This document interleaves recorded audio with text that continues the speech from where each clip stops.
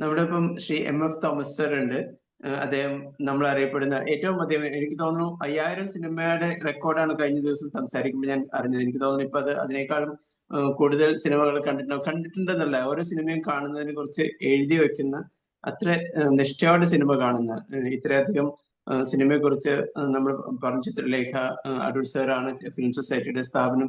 അത് തുടങ്ങി ഉള്ള കാര്യങ്ങളിൽ അത്രയും ശുഷ്കാന്തിയോടുകൂടി ഫിലിമിനെ കുറിച്ച് നമുക്ക് ഓരോരുത്തർക്കും പഠിക്കാൻ അവസരം തന്നിട്ടുള്ള അദ്ദേഹമാണ് നമ്മുടെ ഇന്നത്തെ അതിഥി.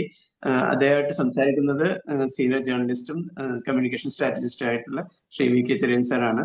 നമസ്കാരം തോമസ് സർ, ചെറിയൻ സർ. നമസ്കാരം.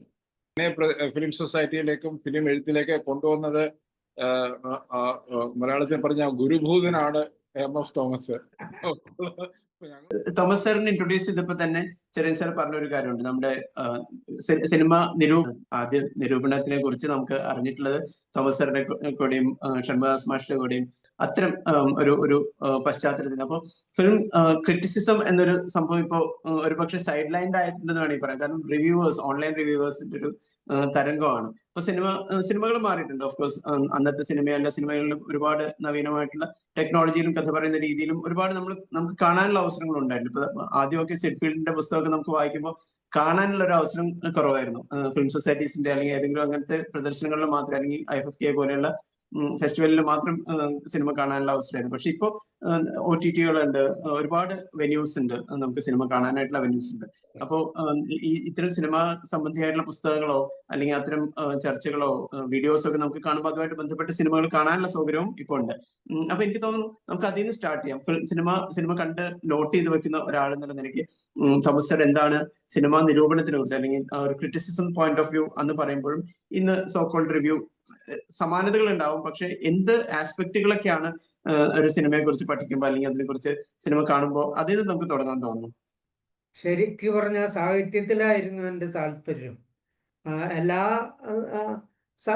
ആളുകളുടെ പോലെ തന്നെ ഇപ്പോ കലാസൃഷ്ടികള്, ചിത്രകല അല്ലെങ്കിൽ സംഗീതം, അതിലൊക്കെ കയറിപ്പറ്റാൻ കുറച്ച് പ്രയാസം ഉള്ളതുകൊണ്ട് എല്ലാവരും ആദ്യം പുസ്തകം വായിച്ചിട്ടാണല്ലോ തുടങ്ങുക. ഞാൻ എൻ്റെ ചെറുപ്പകാലത്ത് സ്കൂളൊക്കെ അടയ്ക്കുമ്പോൾ, സ്കൂളിൽ പഠിക്കുന്ന കാലത്ത് ഇപ്പോൾ 52 പുസ്തകമൊക്കെ വായിച്ചിട്ടുള്ള മധ്യവേനലവധിക്കാലം ഉണ്ടായിട്ടുണ്ട്. അതായിരുന്നു അപ്പോൾ എല്ലാ ആളുകളുടെ പോലെ എല്ലാവരും അങ്ങനെയായിരിക്കും. എനിക്ക് ഓർമ്മയുണ്ട്, ഒരു എഴുത്തുകാരൻ്റെ പുസ്തകം വായിച്ചു തുടങ്ങിയാൽ പിന്നെ അയാളുടെ എല്ലാ പുസ്തകങ്ങളും വായിക്കുന്ന കേശവദേവന്റെ പുസ്തകങ്ങൾ, പാറപ്പത്തിൻ്റെ പുസ്തകങ്ങൾ, MTയുടെ പുസ്തകങ്ങൾ, അല്ലെങ്കിൽ എസ്.കെ. പൊറ്റക്കാടിൻ്റെ പുസ്തകങ്ങൾ, ആ കാലത്തെ തകഴി, അങ്ങനെയൊക്കെയുള്ള എല്ലാ ആളുകളുടെയും ആ കാലത്തെ എഴുത്തുകാരുടെ ഒരു പുസ്തകം വായിച്ചാൽ അയാൾ കൊള്ളാമെന്ന് തോന്നിയാൽ പിന്നെ അയാളുടെ എല്ലാ പുസ്തകവും വായിക്കുക. അതായിരുന്നു അന്നത്തെ രീതി. ചെറുപ്പത്തിലാണ് തുടങ്ങിയില്ല. അതിനൊരു കാരണം എൻ്റെ കുടുംബം തന്നെ അങ്ങനെ ഒരു പുരോഗമന പ്രസ്ഥാനമൊക്കെ ആയിട്ട് ബന്ധപ്പെട്ട് കിടക്കുന്ന ആളുകളാണ്. അപ്പോൾ സാഹിത്യകാരന്മാർ P.J. ആൻ്റണി, അതുപോലെ വയലാറാം ഓർമ്മ, അങ്ങനെയൊക്കെയുള്ള ആളുകൾ നമ്മുടെ വീട്ടിൽ വന്ന് സംസാരിക്കുന്നത് എൻ്റെ അച്ഛനൊക്കെ ആയിട്ട് തന്നെ അവർക്ക് ബന്ധമുണ്ട്. ചേട്ടനായിട്ട് അതിനേക്കാൾ ബന്ധമുണ്ട്. ചേട്ടൻ തൃശ്ശൂർ കറണ്ടിൽ ജോലി ചെയ്തിരുന്നു. അപ്പോൾ MTനെയൊക്കെ കൊണ്ടുവന്നിട്ടുള്ളത് അവര് അത്രയും ബന്ധമുണ്ട്. വളരെ ചേട്ടനനിയന്മാരുടെ പോലെയുള്ള ബന്ധമുണ്ട്. അപ്പോൾ അങ്ങനെയൊക്കെയുള്ളൊരു ഞാൻ ഓർക്കുന്നു, നിങ്ങൾ എന്നെ കമ്മ്യൂണിസ്റ്റാക്കി, അല്ലെങ്കിൽ ആ കാലത്തെ KPICയുടെ നാടകങ്ങൾ തൃശ്ശൂർ ടൗൺ ഹാളിൽ കളിക്കുമ്പോൾ അതിൽ ചില ഉപകരണങ്ങൾ, കൊന്ത, വെന്തിങ്ങ, കുരിശ്, ഇതൊക്കെ നമ്മുടെ വീട്ടിൽ നിന്ന് അവർ കൊണ്ടുവരാത്തതുകൊണ്ട് എന്തുകൊണ്ടോ നമ്മുടെ വീട്ടിൽ നിന്ന് കളക്ട് ചെയ്ത് കൊണ്ടുപോയിട്ടുള്ളതൊക്കെ ഓർക്കുന്നുണ്ട്. അങ്ങനത്തെ ഒരു അന്തരീക്ഷത്തിലാണ് ഞാൻ വളർന്നിട്ടുള്ളത്. പുരോഗമന പ്രസ്ഥാനം തന്നെ ഞാനിതൊന്നും ഇതുവരെ അങ്ങനെ പറയാറില്ല. എൻ്റെ വീട്ടിലെ അച്യുതമേനോൻ, തൃശ്ശൂരിലെ ഏറ്റവും പ്രധാനപ്പെട്ട കമ്മ്യൂണിസ്റ്റ് നേതാവ് ഒളിവിലിരിക്കുകയും ഒക്കെ ചെയ്തിട്ടുള്ള അച്യുതമേനോനായിട്ട് കമ്മ്യൂണിസ്റ്റ് പാർട്ടി ഉണ്ടാവുന്നതിന് മുമ്പ് അവർ തൃശ്ശൂർ യൂണിവേഴ്സൽ ബ്രദർഹുഡ് എന്ന് പറഞ്ഞിട്ടൊരു സംഘടന വേറെ കള്ളപ്പേരിൽ ഉണ്ടാക്കിയതായിട്ട് പറയുന്നുണ്ട്. ഞാൻ വേറെ തരത്തിൽ അച്ഛനൊന്നും എന്നോട് പറഞ്ഞിട്ടില്ല, അപ്പൻ എന്നോടൊന്നും ഇത് പറഞ്ഞില്ല, ആരും പറഞ്ഞിട്ടില്ല. പക്ഷെ അത് ഞാൻ പിൽക്കാലത്ത് ജനൈകത്തിൻ്റെ ഒരു എഡിഷൻ അവിടെ തുടങ്ങുമ്പോൾ അതിൽ ഇങ്ങനെ പറഞ്ഞപ്പോൾ മനസ്സിലാക്കിയിട്ടുണ്ട്. അതിൻ്റെ പ്രസിഡന്റ് അച്യുതമേനോനും അച്ഛൻ അതിൻ്റെ സെക്രട്ടറി ആയിരുന്നു. അതുപോലെ നവജീവൻ തൃശ്ശൂർ തുടങ്ങുമ്പോൾ അങ്ങനെയൊക്കെയുള്ള അതിൻ്റെ മാനേജരായിരുന്നു അച്ഛൻ. അങ്ങനെ വളരെ എൻ്റെ വീട്ടിലെ അച്യുതമേനോൻ ഒളിവിലിരുന്നുണ്ട്. അങ്ങനെ ഒരു സാഹചര്യത്തിലാണ് വളർന്നത്. അപ്പോൾ സാഹിത്യത്തിനോട് വളരെ അദമ്യമായ ഒരു സ്നേഹം ഉണ്ടായിരുന്നു. പക്ഷെ ഒരു ഘട്ടത്തിൽ എനിക്ക് തോന്നുകയാണ് സാഹിത്യമല്ല ഈ നൂറ്റാണ്ടിൻ്റെ, നമ്മൾ ജീവിക്കുന്ന ഈ കാലത്തിൻ്റെ ഏറ്റവും ശക്തമായിട്ടുള്ള ഒരുപാട് മറ്റ് സാഹിത്യത്തിൽ നിന്നും സംഗീതത്തിൽ നിന്നും ചിത്രകലയിൽ നിന്നൊക്കെ വ്യത്യസ്തമായിട്ടുള്ള ഒരു തലം സിനിമയ്ക്കുണ്ടെന്നും അതാണ് ഈ നൂറ്റാണ്ടിൻ്റെ, നമ്മൾ ജീവിക്കുന്ന ഈ നൂറ്റാണ്ടിൻ്റെ ഏറ്റവും ശക്തമായിട്ടുള്ള കലാമാധ്യമം എന്ന് മനസ്സിലാക്കുന്ന ഒരു ഘട്ടമുണ്ട്. അത് സ്വാഭാവികമായിട്ട് അങ്ങനെയാണല്ലോ. സാഹിത്യം സിനിമയിൽ ഒരു അംശം മാത്രമാണ്, സംഗീതം ഒരു അംശം മാത്രമാണ്, അല്ലെങ്കിൽ ചിത്രകല ഒരു അംശം മാത്രമാണ്. പക്ഷേ ഇതെല്ലാം ഉൾച്ചേർന്നുകൊണ്ട് അതിൻ്റെ എല്ലാ ശക്തിയോടും കൂടി സിനിമയിൽ പറയുന്നു ഇന്ന് മനസ്സിലാക്കുന്ന. അങ്ങനെ വച്ചിട്ടല്ല നമ്മൾ അതിനെ ആ കാലത്ത് മനസ്സിലാക്കുന്നത്. പക്ഷേ ഇതൊക്കെ ഉൾക്കൊള്ളുന്ന ഒരു മാധ്യമത്തിൻ്റെ ശക്തി നമ്മൾ തൊട്ടറിഞ്ഞു.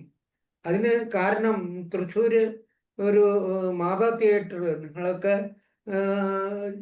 ഒരുപക്ഷെ ജനിക്കുന്നതിന് മുമ്പുള്ള കാലത്ത് അവിടെ എല്ലാ ഞായറാഴ്ചയും രാവിലെ മോർണിംഗ് ഷോകൾ ഉണ്ടാവും.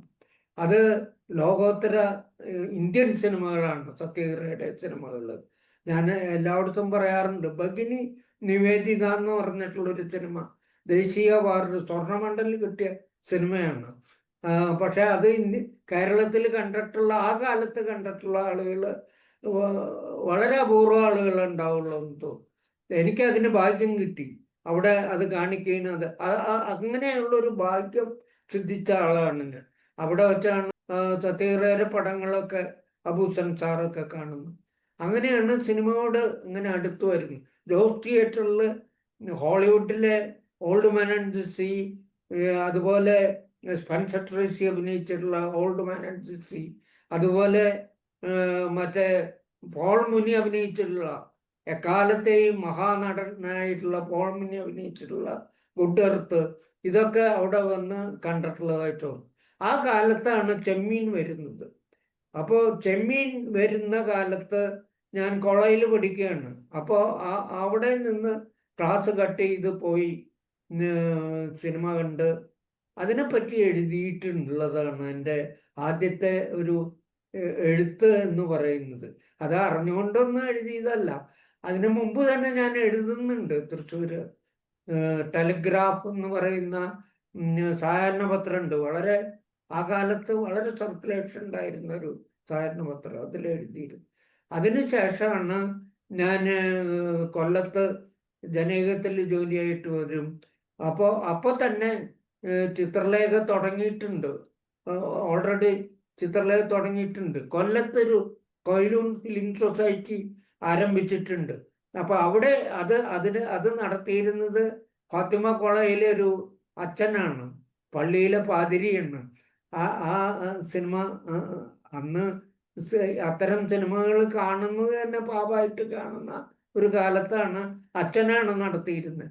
അപ്പോൾ ആ സിനിമകൾക്ക് പോയിട്ട് വന്നിട്ട് കാമ്പിശ്ശേരി കരുണാകരൻ, ജനഹിതൻ്റെ എഡിറ്റർ, അദ്ദേഹം സിനിമ പിൽക്കാലത്ത് ഒരു സിനിമാ മാസിക നടത്തിയിട്ടുണ്ട്.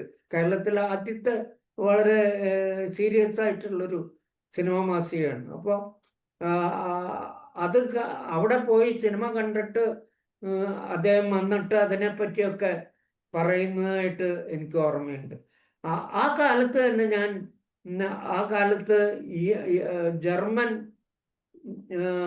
ന്യൂ വേവ് സിനിമകൾ, വിം വെൻഡേഴ്സിൻ്റെ ഒക്കെ സിനിമകൾ, വാൻ ട്രോട്ടയുടെ സിനിമകൾ, അങ്ങനെയുള്ള സിനിമകൾ മാത്രം ഉൾക്കൊള്ളിച്ചിട്ട് ഒരു ഫെസ്റ്റിവല് നടന്നതായിട്ട് ഓർമ്മയുണ്ട്. അപ്പോഴേക്കും ഞാൻ കൊല്ലത്തുനിന്ന് തിരുവനന്തപുരത്തേക്ക് വന്നു കഴിഞ്ഞു. ഇവിടെ ചിത്രലേഖ കാണിക്കുകയും അതിനെപ്പറ്റി എഴുതുകയൊക്കെ ചെയ്തിട്ടുള്ള ഓർമ്മയുണ്ട്. അങ്ങനെയാണ് ഒരു തുടക്കം. ഇങ്ങനെ എഴുതണമെന്ന് കരുതിയിട്ടൊന്നും എഴുതി തുടങ്ങിയതല്ല. പക്ഷേ ആ കാലത്ത് തന്നെ സിനിക്കും നാദിർ ഷായും കോഴിക്കോടിനൊക്കെ എഴുതുന്നുണ്ട്. അവര് ഒരു പ്രത്യേക തരത്തിലുള്ള സിനിമ, ഹോളിവുഡ് സിനിമയും ഇന്ത്യൻ സിനിമയും മലയാള സിനിമയും ഒക്കെയാണ് അവർ എഴുതിയിരുന്നത്. നമ്മൾ ആ കാലത്ത് തന്നെ ഇത്തരം, അതായത് ചിത്രലേഖകരെ അടിത്തറയിൽ നിന്നുകൊണ്ടാണ് നമ്മൾ അവിടെ കണ്ട സിനിമകൾ. അപ്പോഴേക്കും ചലച്ചിത്രം വന്നു. അങ്ങനെ തിരുവനന്തപുരത്ത് അത്തരം സിനിമകൾക്കൊരു വേദി ഒരുങ്ങിക്കഴിഞ്ഞു. അപ്പോൾ അങ്ങനെയാണ് അത്തരം സിനിമകൾ ലോകത്ത് എവിടെയുണ്ടായിട്ടുള്ള, ഒരുപക്ഷെ തിരുവനന്തപുരത്ത്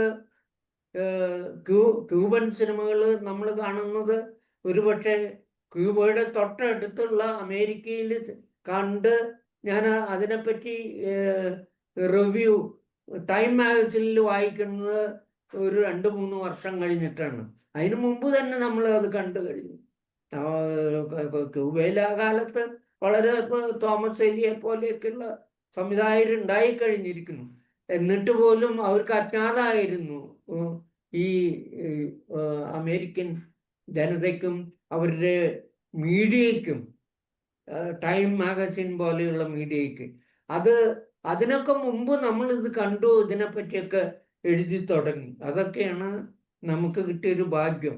അതൊക്കെ കൂടി ഞാൻ പുസ്തകങ്ങൾ വളരെ മുമ്പ് തന്നെ ഇത്തരം സിനിമകൾ മാത്രം ഉൾക്കൊള്ളിച്ചിട്ടുള്ള ഓസുവിൻ്റെ സിനിമകൾ, അതൊക്കെ 2-3 പുസ്തകങ്ങൾ ആ കാലത്ത് ഇറക്കി.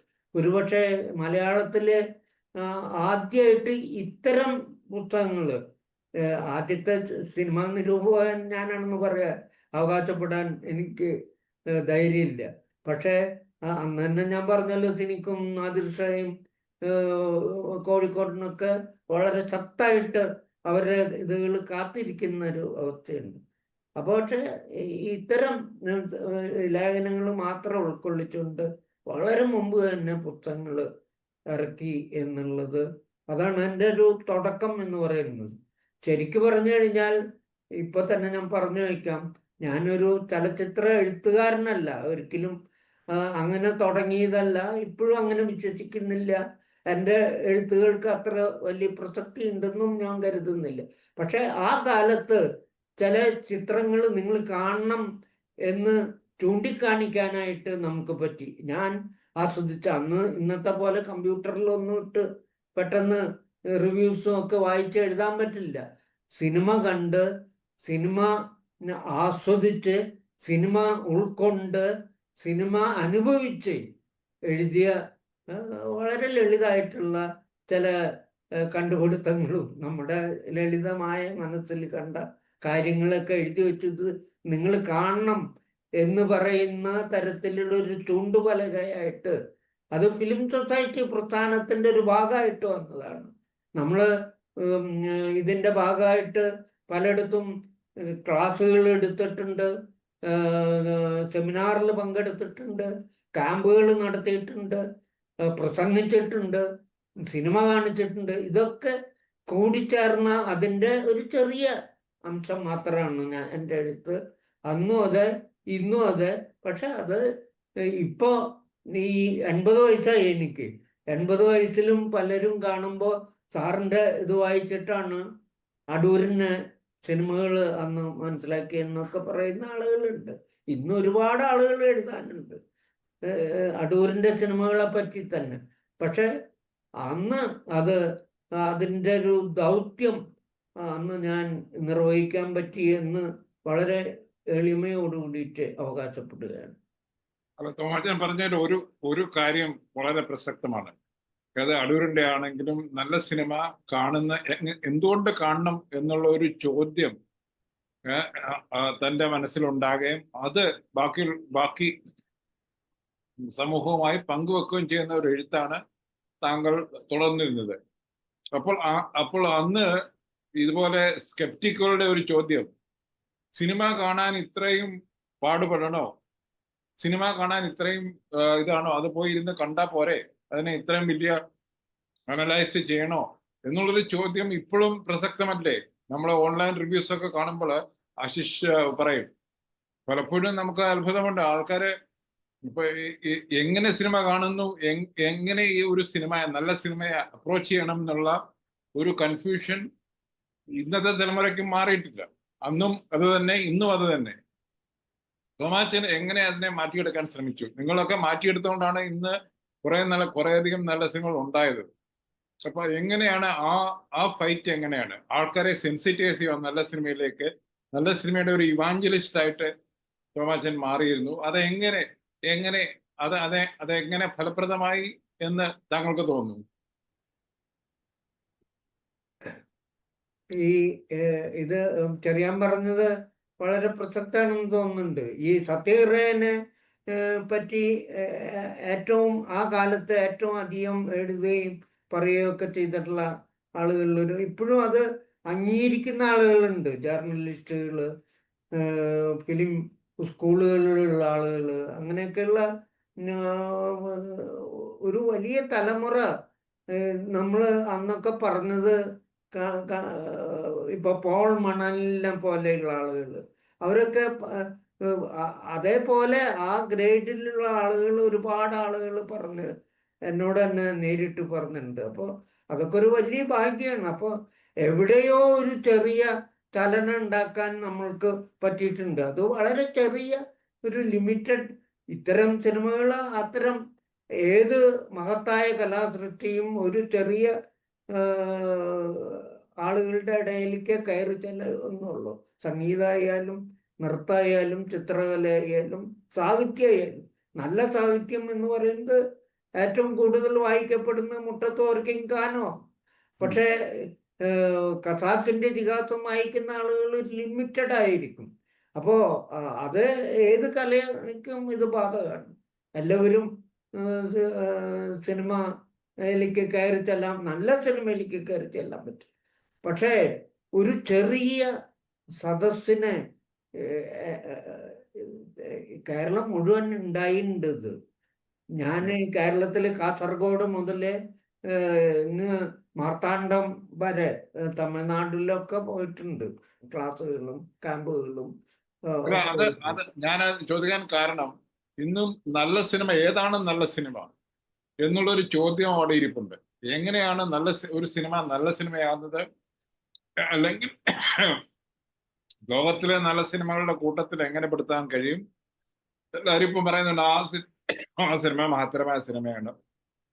പക്ഷെ കേരളത്തിന് വെളിയിൽ ആർക്കും അതിനെപ്പറ്റി കേട്ടിട്ടില്ല, അതിനെപ്പറ്റി അത് കാണിക്കണമെന്ന് തോന്നുന്നില്ല. ഫോർ ഇൻസ്റ്റൻസ്, ഇന്നലെ ഈ ഞായറാഴ്ച ഡൽഹിയിലെ ചെറിയാച്ചന്റെ പ്രവൃത്തികൾ എന്ന് പറഞ്ഞ ആ സിനിമ, ജോൺ അബ്രഹാമിന്റെ സിനിമ, ഒരു ചെറിയ ഗ്രൂപ്പ് കാണിക്കുന്നു. സൗത്ത് ഡൽഹിയിലെ ഛത്തർപൂരിലെ ഒരു ചെറിയ സ്റ്റുഡിയോ ആണ് അവിടെ കാണിക്കുന്നത്. അപ്പൊ ഇത് ഫിലിം സൊസൈറ്റി, അതൊരു ഫിലിം സൊസൈറ്റി അല്ല, അതൊരു ഗ്രൂപ്പാണ്, ഗ്രൂപ്പ് ഓഫ് ഇൻട്രസ്റ്റഡ് പീപ്പിൾ. അപ്പൊ അങ്ങനെ ഗ്രൂപ്പുകളുണ്ട്. അപ്പൊ അവരുടെ മുമ്പിലേക്ക് ജോൺ അബ്രഹാമിന്റെ ഒരു സിനിമ വന്നിട്ടുണ്ട്. പക്ഷെ ഇന്ന് മലയാളത്തിലെ ഏതെങ്കിലും ഒരു സംവിധായകന്റെ സിനിമ വന്നിട്ടുണ്ടോ എന്ന് ചോദിച്ചാൽ ഇല്ല എന്ന് തന്നെയാണ്. ആ ഡൽഹിയിലോ അല്ലെങ്കിൽ ബാംഗ്ലൂരിലെ ഓൺലൈൻ ഫിലിം സൊസൈറ്റികളോ ഫിലിം ഗ്രൂപ്പ്സിലെ മലയാള സിനിമയെ പറ്റിയുള്ള ചർച്ച എന്ന് പറയുന്നത് OTT-യിൽ എന്തെങ്കിലും വരുവാണെങ്കിൽ അതിനെ പറ്റിയാണ്. അപ്പൊ ആ ഒരു പ്രശ്നം കേരളത്തിൽ കൊണ്ടാടുന്ന പല സിനിമകളും, IFFKയിലെ കുറെ മലയാളം സിനിമകൾക്ക് ഏറ്റവും വലിയ അവാർഡുകൾ കൊടുത്തിട്ടുണ്ട്. പക്ഷെ അതൊന്നും വെളിയിലേക്ക് വന്നിട്ടില്ല, നാഷണൽ അവാർഡ് കിട്ടിയിട്ടില്ലായിരുന്നു. അപ്പോൾ ഇതെന്താണ് കാണിക്കുന്നത്? കേരളത്തിന്റെ സിനിമാ സംസ്കാരം എങ്ങോട്ടാണ് പോകുന്നത്? നേരത്തെ അങ്ങനെയല്ലായിരുന്നു. കേരളത്തിൽ അവാർഡ് കിട്ടുന്ന ഒരു സിനിമ നാഷണൽ അവാർഡ് നിശ്ചയമായും കിട്ടിയിരിക്കും. അങ്ങനെ ഒരു സിറ്റുവേഷൻ ആയിരുന്നു. കാരണം വെച്ചാൽ ഇത് ഒരു തരത്തിൽ കാണിക്കുന്നത് കേരളത്തിന്റെ സിനിമാ സംസ്കാരം പണ്ട് ദേശീയ സിനിമാ സംസ്കാരത്തെ തന്നെ വളരെ അധികം സ്വാധീനിച്ചിരുന്നു. ഇന്ന് അത് ഉണ്ടാകുന്നില്ല എന്നും കൂടിയല്ലേ? അല്ല, അതിന് പല കാരണങ്ങളുണ്ട്. ഈ എല്ലാവർക്കും ആ ഒരു അംഗീകാരം കിട്ടിയിട്ടുണ്ടാവില്ല, ഒന്ന്. രണ്ട്, സിനിമ ഒരു ജനകീയ കലയാണ്. ഇപ്പൊ ഈ അടുത്ത കാലത്ത് വളരെ ഓടിയ ബഹളം വെച്ച എല്ലാ ആളുകളും, ഏറ്റവും വലിയ ജനപ്രതിനിധികൾ പോലും കണ്ട് സർട്ടിഫിക്കറ്റ് കൊടുക്കുന്ന സിനിമകൾ നല്ല സിനിമയല്ല. അപ്പോ അത് അതിൻ്റെ വഴിക്ക് അങ്ങനെ പൊക്കോളും, അത് നോക്കണ്ട. പക്ഷേ മറ്റേ സിനിമയ്ക്കും ഉള്ള സ്വാധീനം വളരെ കുറഞ്ഞിട്ടുണ്ട്, അത് ഞാൻ സമ്മതിക്കുന്നു. പഴയ രീതി വെച്ച് ഇപ്പോൾ ഒരുപാട് സൗകര്യങ്ങളുണ്ട് കാണാനും കാണിക്കാനും ഒക്കെ. പക്ഷെ എന്നിട്ട് പോലും ആളുകൾ, ഞാൻ നടത്തുന്നൊരു ഫിലിം സൊസൈറ്റി ഉണ്ട്, അത് തന്നെ കൊണ്ടുപോകാനായിട്ട് വളരെ പ്രയാസപ്പെടുകയാണ്. ആളെ സംഘടിപ്പിക്കലാണ് ഏറ്റവും വലിയ പ്രയാസം. അത് ഏറ്റവും വലിയ സൊസൈറ്റികൾക്ക് പോലും ആ പ്രയാസമുണ്ട്. അത് അതിന് കാരണം എന്താണെന്ന് വെച്ച് കഴിഞ്ഞാൽ ഒരുപാട് കാരണങ്ങളുണ്ട്. ഈ കമ്മ്യൂണിസത്തെ പറ്റി പറയുമ്പോൾ പെർമനന്റ് റവല്യൂഷൻ എന്ന് പറയുന്ന പോലെ ഒരു വിപ്ലവം നടന്നു ചിത്രലേഖ ഉണ്ടായപ്പോൾ. ആ വിപ്ലവം തുടർന്ന് നടത്തിക്കൊണ്ടുപോകാനായിട്ട്, അത് തുടർന്ന് വിപ്ലവങ്ങൾ ഉണ്ടായിക്കൊണ്ടിരുന്നാൽ മാത്രമേ ആ സ്ഥിതി നിലനിർത്താൻ പറ്റുള്ളൂ. അപ്പോൾ അതുപോലെ ഉള്ള വിപ്ലവങ്ങൾ സിനിമയിലെ കാഴ്ചയിലായാലും അതിൻ്റെ മേക്കിങ്ങിലായാലും ഇപ്പോൾ സംഭവിക്കുന്നില്ല. അതാണ്. പണ്ട് അതുപോലെയുള്ള ചിത്രങ്ങൾ ഉണ്ടായിരുന്നു, ഒരു ഞെട്ടിക്കുന്ന തരത്തിലുള്ള ലോക നിലവാരത്തിലേക്കൊക്കെ കയറിപ്പോകാൻ കഴിവുള്ള മലയാള സിനിമകൾ ഉണ്ടായിരുന്നു. അതുകൊണ്ടാണ് ജോൺ അബ്രഹാമും അടൂരും അരവിന്ദനും ഒക്കെ ആ ലെവലിലേക്ക് അങ്ങനെ വരികയാണ്. അപ്പോൾ അവരുണ്ടാക്കുന്ന ഒരു ചലനം എന്ന് പറയുന്നത് വലിയ ഒരു ചലനമാണ്. അല്ലാതെ ഈ നമ്മൾ അന്ന് വേറെ തരത്തിലൊന്നും സിനിമ കാണാൻ പറ്റില്ല. നമ്മൾ ഈസ്റ്റ് യൂറോപ്പിൽ ഹംഗറി, ജർമ്മനി, പോളണ്ട്, അതുപോലെയുള്ള ചെക്കോസ്ലോവാക്യ, അങ്ങനെയുള്ള സ്ഥലങ്ങളിൽ നിന്ന് വരുന്ന മഹത്തായ സിനിമകൾ കണ്ട് അന്തം വിട്ടിരിക്കുകയാണ് ഫ്രാൻസിൽ നിന്ന്. അപ്പോൾ അവിടുത്തെ മാസ്റ്റേഴ്സിന്റെ സിനിമകൾ കണ്ട് ഇന്ന് അങ്ങനെ നമുക്കൊരു പുതുമ തോന്നുന്നില്ല. പിന്നെ ഈ ദൃശ്യങ്ങളുടെ ഏറ്റവും വലിയ ഒരു കുത്തൊഴുക്കാണ് ഇങ്ങനെ വന്നുകൊണ്ടിരിക്കുകയാണ്. അതിൻ്റെ ഇടയിൽ നല്ലത് ഏത് ചീത്ത ഏത് എന്ന് തിരിച്ചറിയാൻ പറ്റാത്ത ആളുകൾ ഇങ്ങനെ വേവലാതിപ്പെട്ടിരിക്കുകയാണ്. അതിനൊക്കെ പുറമെ ഏറ്റവും വലിയ പ്രശ്നം എന്ന് പറയുന്നത് നമ്മുടെ സമൂഹത്തോടുള്ള, മനുഷ്യനോടുള്ള, നമ്മുടെ ഭാവിയോടുള്ള സമീപനത്തില് വളരെ മാറ്റം ഉണ്ടായിട്ടുണ്ട്. അതാണ് എനിക്ക് തോന്നുന്നത്. ഈ ഒരു മൂല്യങ്ങൾ എന്ന് പറയുന്നത് നമ്മുടെ പഴയ രാഷ്ട്രീയക്കാരുടെ പോലെയാണ് ഇന്നത്തെ രാഷ്ട്രീയക്കാര്, പഴയ സാഹിത്യകാരന്മാരുടെ പോലെയാണ് ഇന്നത്തെ സാഹിത്യകാരന്മാര്. ചില രാഷ്ട്രീയ ആളുകളുടെ കാല് പിടിച്ച് എങ്ങനെയെങ്കിലുമൊക്കെ ഉയരങ്ങളിലേക്ക് കയറി പോകുന്ന ആളുകളിൽ നമ്മൾ കാണുന്നു. അല്ലാതെ അവരുടെ മഹത്തായ സൃഷ്ടികളെ കൊണ്ട് ഇതാകുന്നില്ല. അത് ഒരു ഭീംസൻ ജോഷി അല്ലെങ്കിൽ ഒരു അതുപോലെയുള്ള ആളുകൾ ഉണ്ടാവുന്നില്ല, MS സുബ്ബലക്ഷ്മി ഉണ്ടാവുന്നില്ല. അത് സാഹിത്യത്തിലും സിനിമയിലും ഒക്കെ ഉണ്ട്. അപ്പോൾ അവരുണ്ടാക്കിയ ഒരു ചലനം എന്ന് പറയുന്നത് ഇതിനെയൊക്കെ ഇത് ചെയ്യുന്ന പോലെയുള്ള ചലനങ്ങളാണ് ആ കാലത്ത് സിനിമയിൽ ഉണ്ടാക്കിയത്. ഈ നിര കഴിഞ്ഞു കഴിഞ്ഞാൽ പിന്നെ വന്ന നിരയും വളരെ പ്രധാനപ്പെട്ട സിനിമകൾ ആ കാലത്ത് ഉണ്ടായി. ഈ ഉച്ചപ്പടങ്ങൾ എന്ന് പറഞ്ഞിട്ട് ചെറിയാൻ എഴുതിയ സാധനങ്ങൾ തന്നെ ഒരുപാട് ചലനങ്ങൾ ഉണ്ടാക്കിയ സിനിമകളാണ്. ഞാനൊക്കെ അന്തം വിട്ടുപോയിട്ടുണ്ട്. മലയാളത്തിലെ ഏറ്റവും നല്ല 10 സിനിമകൾ എടുത്തു കഴിഞ്ഞാൽ ആ കാലത്തെ ഏകാകിനിയും അമ്മ അറിയാനും അത് ആ കാലത്തെ 2ാം നിരയിലുള്ള സിനിമകൾ പോലും ഇതാവുന്നുണ്ട്. അത് അത് ഏകാകിനിയുടെ കാര്യം പറഞ്ഞുകൊണ്ട് ഇന്നലെ ആയിരുന്നു GS പണിക്കരുടെ ചരമവാർഷികം, 3ാം ചരമവാർഷികം. അദ്ദേഹത്തിന്റെ ഭാര്യയെ ഞാൻ തിരുവനന്തപുരത്ത് വെച്ച് കണ്ടിരുന്നു. എന്റെ നമ്പർ മേടിച്ചു, അങ്ങനെ ഒരു ഫോട്ടോ അയച്ചു തന്നു. എന്റെ ഭർത്താവിന്റെ 3ാം ചരമവാർഷികമാണ് എന്ന് ഞാനും അതിൽ പങ്കുചേർന്നു. അന്ന് തോമാച്ചൻ പറഞ്ഞ പോലെ ഏകാകിനി എന്ന ചിത്രം നിർമ്മിച്ചത് മൊത്തം നമ്മുടെ ചിത്രലേഖ സ്റ്റുഡിയോയുടെ എല്ലാ ഫെസിലിറ്റിയും വെച്ചാണ്. അദ്ദേഹം GS പണിക്കരും ഫിലിം ഇൻസ്റ്റിറ്റ്യൂട്ടിൽ നിന്ന് വന്ന ആളാണ്. അപ്പൊ അതിന്റെ അത് എക്സൈറ്റ്മെന്റ്, ഏകാകിനി എനിക്ക് തോന്നുന്നു MTയുടെ കഥയായിരുന്നു അല്ലേ തോമച്ചൻ? അതെ. അപ്പൊ അങ്ങനെ ഒരു ഭയങ്കരമായ ക്രിയേറ്റീവ് യൂണിറ്റി എഴുത്തുകാരും ഫിലിം മേക്കേഴ്സും പ്രത്യേകിച്ച് ഫിലിം ഇൻസ്റ്റിറ്റ്യൂട്ടിൽ വന്ന ആൾക്കാരും അതിന്റെ കൂടെ തന്നെ കാഴ്ചക്കാരും പ്രേക്ഷകരും ലൈബ്രറി മൂവ്മെന്റിൽ നിന്നും തോമാസിനെ പോലെ ഞാനും ഒക്കെ ലൈബ്രറി മൂവ്മെന്റിൽ നിന്നും ഫിലിം സൊസൈറ്റിയിലേക്ക് ചേക്കേറിയ ആൾക്കാരാണ്. അപ്പൊ ഞങ്ങൾക്ക് ഇങ്ങനെ ഒരു അറ്റ്മോസ്ഫിയർ ഉണ്ടായിരുന്നു. പക്ഷെ ഇന്ന്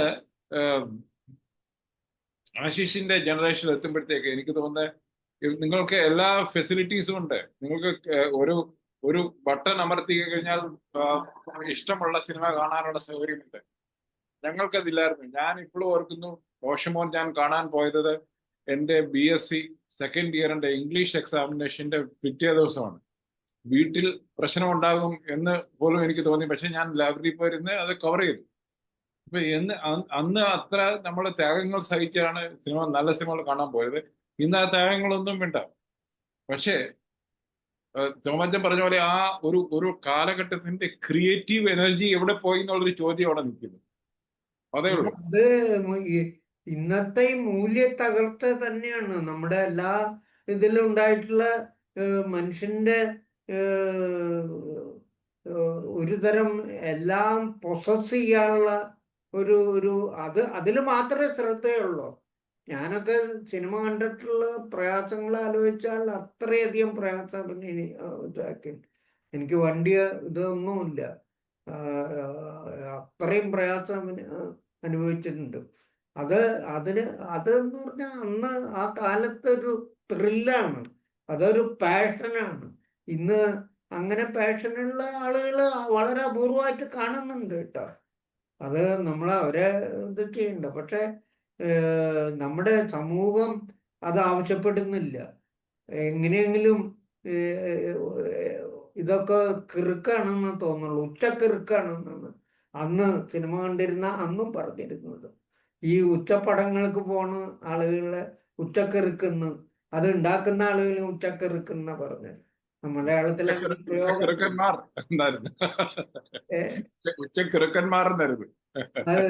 സംഘം കാണുന്നവരും അതെ, അത് നിർമ്മിക്കുന്നവരും അതെ. അപ്പൊ അങ്ങനെയുള്ള അന്നും ഉണ്ടായിരുന്നു ഇതൊക്കെ.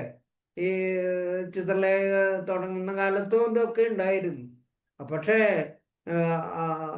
അന്ന് ഇതൊക്കെ അവര് പറയുമ്പോഴും അവര് ഇതിനൊക്കെ ഒരു ബഹുമാനം കൊടുത്തിരുന്നു. ഇന്നിപ്പോ അങ്ങനെ അതൊന്നുമില്ല. മീഡിയ യാതൊരുവിധ സപ്പോർട്ടും നൽകുന്നില്ല. നമ്മള് വളരെ പ്രധാനപ്പെട്ട പല ചിത്രങ്ങളും കാണിക്കുകയും അത് ആരും കാണിക്കുന്നില്ല. ഇപ്പൊ ജയരാജിന്റെ ഒറ്റാൽ എന്ന് പറഞ്ഞ ലോകം മുഴുവൻ കീഴടക്കിയ, ബെർലിൻ ഫെസ്റ്റിവലിൽ വരെ പോയ, ഇന്ത്യയിലെ എല്ലാ അവാർഡുകളും മേടിച്ച സിനിമ ആദ്യമായിട്ട് ഞാൻ നേരത്തെ പറഞ്ഞ ഞങ്ങളുടെ ഫിലിം സൊസൈറ്റിയാണ് കാണിക്കുന്നത്. അപ്പോൾ അത് കാണിച്ചിട്ട് പോലും ഈ മീഡിയയില് അതൊന്നും കൊടുക്കാൻ അവർ തയ്യാറല്ല. എന്നിട്ട് ചില ഫേക്ക് സംഘടനകളുടെ ഇതൊക്കെ കൊടുക്കുന്നു. പണ്ട് ഈ ജേർണലിസ്റ്റുകള് ഒരുപാട് ആളുകൾ ഈ നല്ല സിനിമയെ താങ്ങി നിർത്താനുണ്ടായിരുന്നു. അത് വലിയ ശക്തിയായിരുന്നു ആ കാലത്ത്.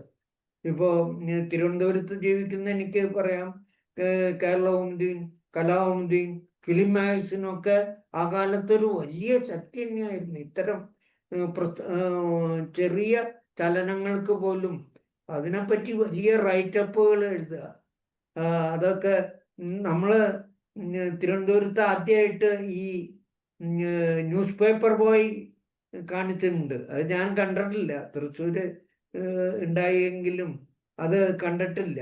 പക്ഷെ ഇവിടെ നമ്മളത് വലിയ രീതിയിൽ കാണിച്ചപ്പോൾ നാഗവള്ളിയെ അതിൽ അഭിനയിച്ചിട്ടുള്ള നാഗവള്ളി പങ്കെടുക്കുകയൊക്കെ ചെയ്തിട്ട് അത് കാണിക്കുകയൊക്കെ ചെയ്തപ്പോൾ അതിനെപ്പറ്റി വലിയ റൈറ്റപ്പാണ് വരുന്നത്. അപ്പോൾ അങ്ങനെയുള്ളൊരു കാലം ഉണ്ടായിരുന്നു. ആ മൊത്തം ഒരു കാലം അതിന് സഹായിച്ചിരുന്നു. ഇന്നിപ്പോൾ അങ്ങനെയുള്ള ഒരു ഒരു കാലത്തല്ല നമ്മൾ ജീവിക്കുന്നതെന്ന്. ഇന്ന് ചില ഇതുകളും എന്താ പറയുക, ചില വേണ്ടാത്ത സിനിമ ബാഹ്യമായ കാര്യങ്ങൾ ചർച്ച ചെയ്യുക, അതിനെപ്പറ്റി പറയുക, മീഡിയയിൽ ആളാവുക, അങ്ങനെയൊക്കെയുള്ള ഒരു കാലത്താണ് ജീവിക്കുന്നത്. അപ്പൊ ഇതൊക്കെ ഇങ്ങനെ തന്നെ ആയിരിക്കുമല്ലോ. പക്ഷെ നമ്മൾ നിരാശരൊന്നല്ല.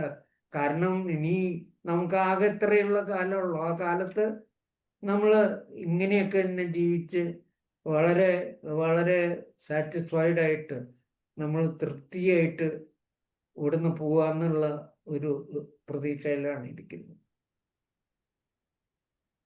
ആശിഷ്. ചെറിയ സർ, ഞാനത് പറയുമ്പോ ഈ ബാനർ ഫിലിം സൊസൈറ്റിയെ കുറിച്ച് ഒരു രണ്ടു വാക്ക് പറയും. ഇപ്പോ അവിടെ നടക്കുന്ന, കാരണം പുതിയ സിനിമകളെ നമുക്ക് അതും സ്വീകരിക്കണമല്ലോ. അതിനും ചില നല്ല നല്ല കുറച്ച് കാര്യങ്ങളും കൂടി വരുന്നുണ്ടല്ലോ ചില സിനിമകളെങ്കിലും അറ്റ്ലീസ്റ്റ്. അപ്പോ ബാനർ ഫിലിം സൊസൈറ്റിയുടെ പ്രവർത്തനങ്ങളും പുതിയ സിനിമകളിൽ ഇപ്പോ തോമസ് സാറിനാണെങ്കിലും ജെറിൻ സാറിനാണെങ്കിലും ശ്രദ്ധിക്കപ്പെട്ടിട്ടുള്ള അല്ലെങ്കിൽ അതിന്റെ പ്രത്യേകതകൾ എന്താണെന്നും കൂടി പറയുകയാണെങ്കിൽ, നമ്മൾ പുതിയ കാലത്തിനെ എങ്ങനെ സ്വീകരിക്കണോ അതിൽ വരുന്ന നല്ല മാറ്റങ്ങൾ എന്താണെന്ന് കൂടി പറയാം. ബാനർ ഫിലിം സൊസൈറ്റി ആരംഭിച്ചിട്ട് 20 വർഷമായി. അതിന്റെ ഏറ്റവും വലിയ ഒരു കുതിച്ചു ചാട്ടം എന്ന് പറയുന്നത്, അല്ലെങ്കിൽ വളരെ വിജയകരമായ ഒരു മുന്നേറ്റം എന്ന് പറയുന്നത്, ഞങ്ങള് മൈ ഫേവറേറ്റ്സ് എന്ന് പറഞ്ഞിട്ടൊരു പരിപാടി തുടങ്ങി. ഞാൻ അതിനെ പറ്റി പറയുന്നില്ല. അതായത് എനിക്ക് ഇഷ്ടപ്പെട്ട ഏറ്റവും ഇഷ്ടപ്പെട്ട ചിത്രങ്ങൾ 4 ചിത്രങ്ങൾ ഞങ്ങൾ സെലക്ട് ചെയ്തിട്ട് കാണിക്കുന്നു. ഇന്ത്യയിലെ ഏറ്റവും വലിയ ആളുകൾ മുതൽ ശാമ്പനകള്, അടൂർ ഗോപാലകൃഷ്ണൻ, ഗിരീഷ് കാസറവല്ലി, ഷാജി എൻ കരുൺ, അങ്ങനെ ടെക്നീഷ്യൻസ്, റസൂ പൂക്കുട്ടി, നമ്മുടെ വേണു, കെ ആർ മോഹനൻ, എല്ലാ ആളുകളുടെയും പറഞ്ഞാൽ അവസാനിക്കാത്ത അത്ര തരത്തില് ഏകദേശം അതിൽ ഉൾപ്പെടുത്തണം എന്ന് തോന്നിയുള്ള, നമുക്ക് ബഹുമാനം തോന്നുന്ന ആളുകളുടെ മുഴുവൻ അവർക്ക് ഏറ്റവും ഇഷ്ടപ്പെട്ട ചിത്രങ്ങൾ M.T. വാസുദേവൻ നായർ. അപ്പോൾ അതൊക്കെ വലിയ അസറ്റാണ്. അവരുടെ ഇന്ന് അത് എഴുതി വാങ്ങി നമ്മൾ ചോദിച്ചപ്പോൾ എല്ലാവരും സഹകരിച്ചു. എനിക്ക് തന്നെ ഇത് അവതരിപ്പിച്ചപ്പോൾ വളരെ എതിർപ്പുണ്ടായിരുന്നു ഞങ്ങളുടെ ഇതിൽ തന്നെ. പക്ഷെ അത് ഞാൻ സെലക്ട് ചെയ്ത ചിത്രങ്ങളായിട്ടാണ് തുടങ്ങിയത്, മൈ ഫേവറേറ്റ്സ് എന്നുള്ളത്. വളരെ അത് തെരഞ്ഞെടുക്കുക, ലോകത്തിലെ ഇത്രയും സിനിമകളിൽ നിന്ന് 4 സിനിമ തെരഞ്ഞെടുക്കാൻ കുറച്ച് പ്രയാസമുണ്ട്. അതിനേക്കാളേറെ ഇഷ്ടപ്പെട്ട ഏറ്റവും നല്ല സിനിമകളുണ്ടാവും. അതിനേക്കാളേറെ നമ്മൾക്ക് കാണിക്കാൻ പറ്റുന്ന സിനിമകൾ, അതിൻ്റെ നീളം, അത് തിരുവനന്തപുരത്ത് വന്നിട്ടുണ്ടോ എന്നുള്ളത്. ഇപ്പോൾ ട്രീ ഓഫ് വുഡൻ ക്ലോക്സ് എന്ന് പറഞ്ഞ പടം തിരുവനന്തപുരത്ത് ആ കാലത്ത് കണ്ടിട്ടില്ല, ഞാനും കണ്ടിട്ടുണ്ടായിരുന്നില്ല. അപ്പോൾ അത് കാണിക്കാനുള്ള ഒരു അവസരം ഉണ്ടാക്കുക, അല്ലെങ്കിൽ ടിൻഡ്രം പോലെയുള്ള സിനിമകൾ, അങ്ങനെയൊക്കെയുള്ള റൗണ്ട് അപ്പ്, ഇതൊക്കെ ആയിരുന്നു എൻ്റെ 4 പടങ്ങൾ. പക്ഷെ അതിനെ തുടർന്ന് എല്ലാ ആളുകളുടെയും, മലയാളത്തിലെയും രാമേന്ദ്ര ബാബു സാറ്, പലരും മരിച്ചുപോയി ഇപ്പോൾ. ഇവരെയൊക്കെ അനുസ്മരണത്തിൽ ഞങ്ങൾ എംടിരിയത്, അതുപോലെ നമ്മുടെ ഷാജി എൻ കരുണിന്റെ ഒക്കെ മരിച്ചപ്പോൾ അവര് അന്ന് സെലക്ട് ചെയ്ത പടങ്ങളാണ് കാണിച്ചത്. അതിന് ഭയങ്കര ആളായിരുന്നു. ഇപ്പോ അവരുടെ അനുസ്മരിക്കാനായിട്ട് അവർക്ക് ഏറ്റവും ഇഷ്ടപ്പെട്ട അതിന് ഭയങ്കര അട്രാക്ഷനാണ്. കാരണം MT ഏത് സിനിമ സെലക്ട് ചെയ്തു, അല്ലെങ്കിൽ ശാമ്പനുകൾ ഏത് സിനിമ സെലക്ട് ചെയ്തു? കേതൻ മേത്ത ഏത് സിനിമ സെലക്ട് ചെയ്തു? അതുപോലെ ഇതിന് പലരും സഹായിച്ചിട്ടുണ്ട്. ചെറിയാൻ പോലും സഹായിച്ചിട്ടുണ്ട്. നമ്മുടെ 19 ഏപ്രിലിൽ, അല്ല സോറി, 36 ചൗരങ്കി ലൈൻ എടുത്ത അവര്, അപർണാസൻ, എനിക്ക് പ്രായം മറവി. അപ്പോ അവരുടെ പടങ്ങള് കളക്ട് ചെയ്യാൻ ചെറിയാൻ സഹായിച്ചതെന്ന്. അപ്പോ അവര് വളരെ മുഷ്കുള്ള സ്ത്രീയാണെന്നാണ് കേട്ടത്. പക്ഷെ അവര് പോലും ഞങ്ങൾക്ക് തന്നു. അതിനൊക്കെ വളരെ ആൾക്കൂട്ടം ഉണ്ടായിരുന്നു, താല്പര്യത്തോടുകൂടി ആളുകൾ. കാരണം അവര് ഏത് സിനിമ സെലക്ട് ചെയ്യുന്നു അത് ഇപ്പോഴും ഞങ്ങള് പറയുന്നൊരു കാര്യമാണ്. അതിനൊക്കെ പുറമെ ഞാൻ നേരത്തെ പറഞ്ഞ പോലെ പല പല ഫെസ്റ്റിവലുകള് ഓരോന്നിനും കാലികമായിട്ടുള്ള പ്രാധാന്യമുള്ള, ഇപ്പോ ഈ മാസം ഞങ്ങള് ഘട്ടക്കിന്റെ 100 ഇതാണ്. അപ്പോ അത് ആഘോഷിക്കാനായിട്ട് ഘട്ടക്കിന് അത് ഈ കാലത്തിന്റെ ഒരു ആവശ്യമാണെന്ന് ഞങ്ങൾ കരുതുന്നു. അതിന് ആള് വരാതിരിക്കെ ഒക്കെ വേറെ കാര്യം. 100 കൊല്ലം ഇന്ത്യൻ സിനിമയുടെ 100 കൊല്ലം ആഘോഷിക്കാനായിട്ട് ഞങ്ങള് പതർ പാഞ്ചാലി, ഭുവൻ സോമും, ഘട്ടക്കിന്റെ ഒരു സിനിമ സുവർണരേഖ, കാരണം അതിൽ റെപ്രസെന്റ് ചെയ്യുന്നതിന് വേണ്ടിയിട്ടാ സുവർണരേഖ, അടൂരിന്റെ എലിപ്പത്തായം, ഇങ്ങനെ സിനിമകൾ ചേർത്ത് വെച്ചിട്ട് അത് മധുസാറാണ്. കാരണം മലയാള സിനിമയുടെ ചരിത്രത്തോടൊപ്പം നടന്ന ഒരാളെ വിളിച്ച് നമ്മളത് ഉദ്ഘാടനം ചെയ്തു. അങ്ങനെ അതിൻ്റെ അത് ജനത്തിനെ സ്വാധീനിക്കുന്നുണ്ട്, പലതരത്തിൽ സ്വാധീനിക്കുന്നുണ്ട്. അപ്പോൾ അങ്ങനെ അല്ലാതെ ഇത് ആളുകളുടെ ഇടയിൽ ചെല്ലാൻ പറ്റില്ല. അപ്പോൾ അത് വളരെ തന്ത്രപൂർവം ചെയ്യുക. നമ്മള് കാലത്തിന്റെ ആവശ്യം, കാലത്തില് രേഖപ്പെടുത്തേണ്ട കാര്യങ്ങള് അതേപോലെ രേഖപ്പെടുത്തുക. അങ്ങനെയൊക്കെയുള്ള അതിന് ആള് വരുന്നു എന്നുള്ളതൊന്നും നമുക്ക് പ്രശ്നമല്ല. കാരണം ഞങ്ങൾ തന്നെ ഇരുന്ന് കാണണം എന്ന് കരുതി തുടങ്ങിയ ചില പരിപാടികളുണ്ട്. അതിനൊക്കെ ഭയങ്കര ആളുമാണ്, ഭയങ്കര സന്തോഷമാണ്. ഡോക്യുമെന്ററികൾ ഈ അടുത്ത കാലത്ത് മലയാളത്തില് ഒരുപാട് ഡോക്യുമെന്ററികൾ ഉണ്ടായി. ഇവിടെ പല ഡോക്യുമെന്ററി ഫെസ്റ്റിവലുകളുണ്ട് അംഗീകൃത.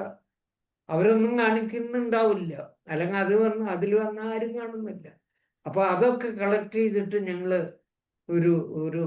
ഇത് കാണണം എന്ന് തോന്നിയിട്ടുള്ള ചില സിനിമകള്, ഡോക്യുമെന്ററികള് മാത്രം എടുത്തിട്ട്.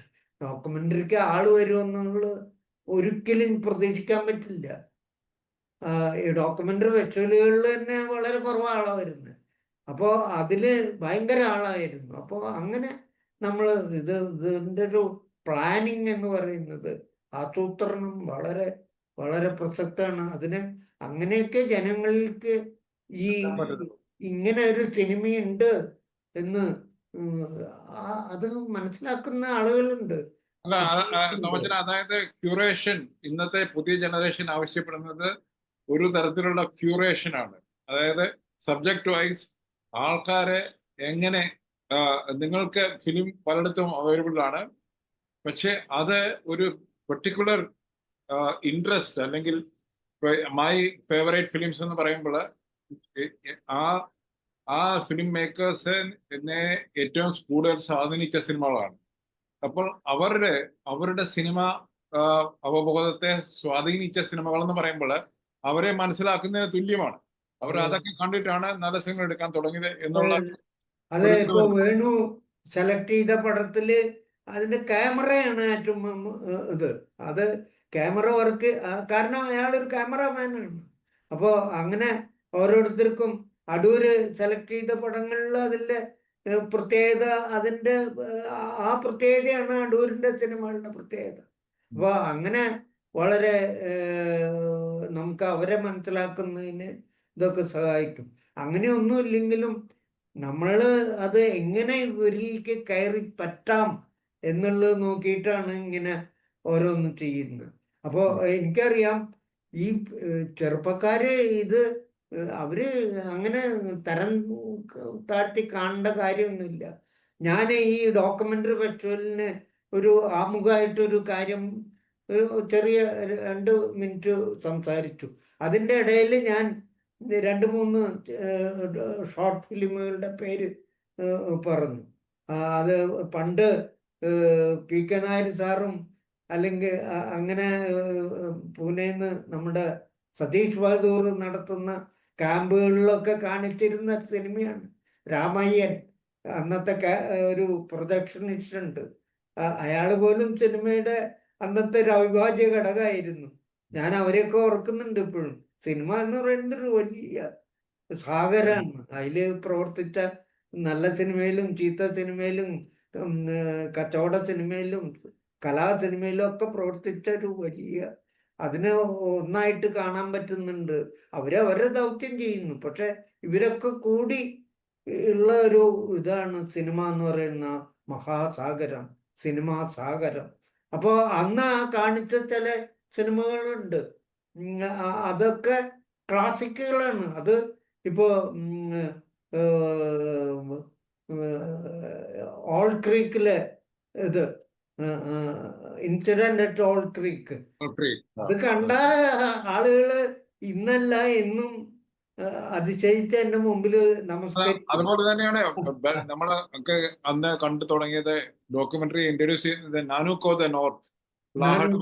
നോർത്ത് അതൊക്കെ അന്ന് കാണിച്ച ഞാൻ എടുത്തു പറഞ്ഞ സിനിമകളാണ്. വേറെ ചില സിനിമകളുണ്ട് എനിക്ക് ഓർത്തെടുക്കാൻ. അന്ന് അത് പ്ലാൻ ചെയ്ത് പറഞ്ഞു വന്നത് ആ പറഞ്ഞ് ഇങ്ങനെ കാഷ്വലായിട്ട് പറഞ്ഞതാണ്.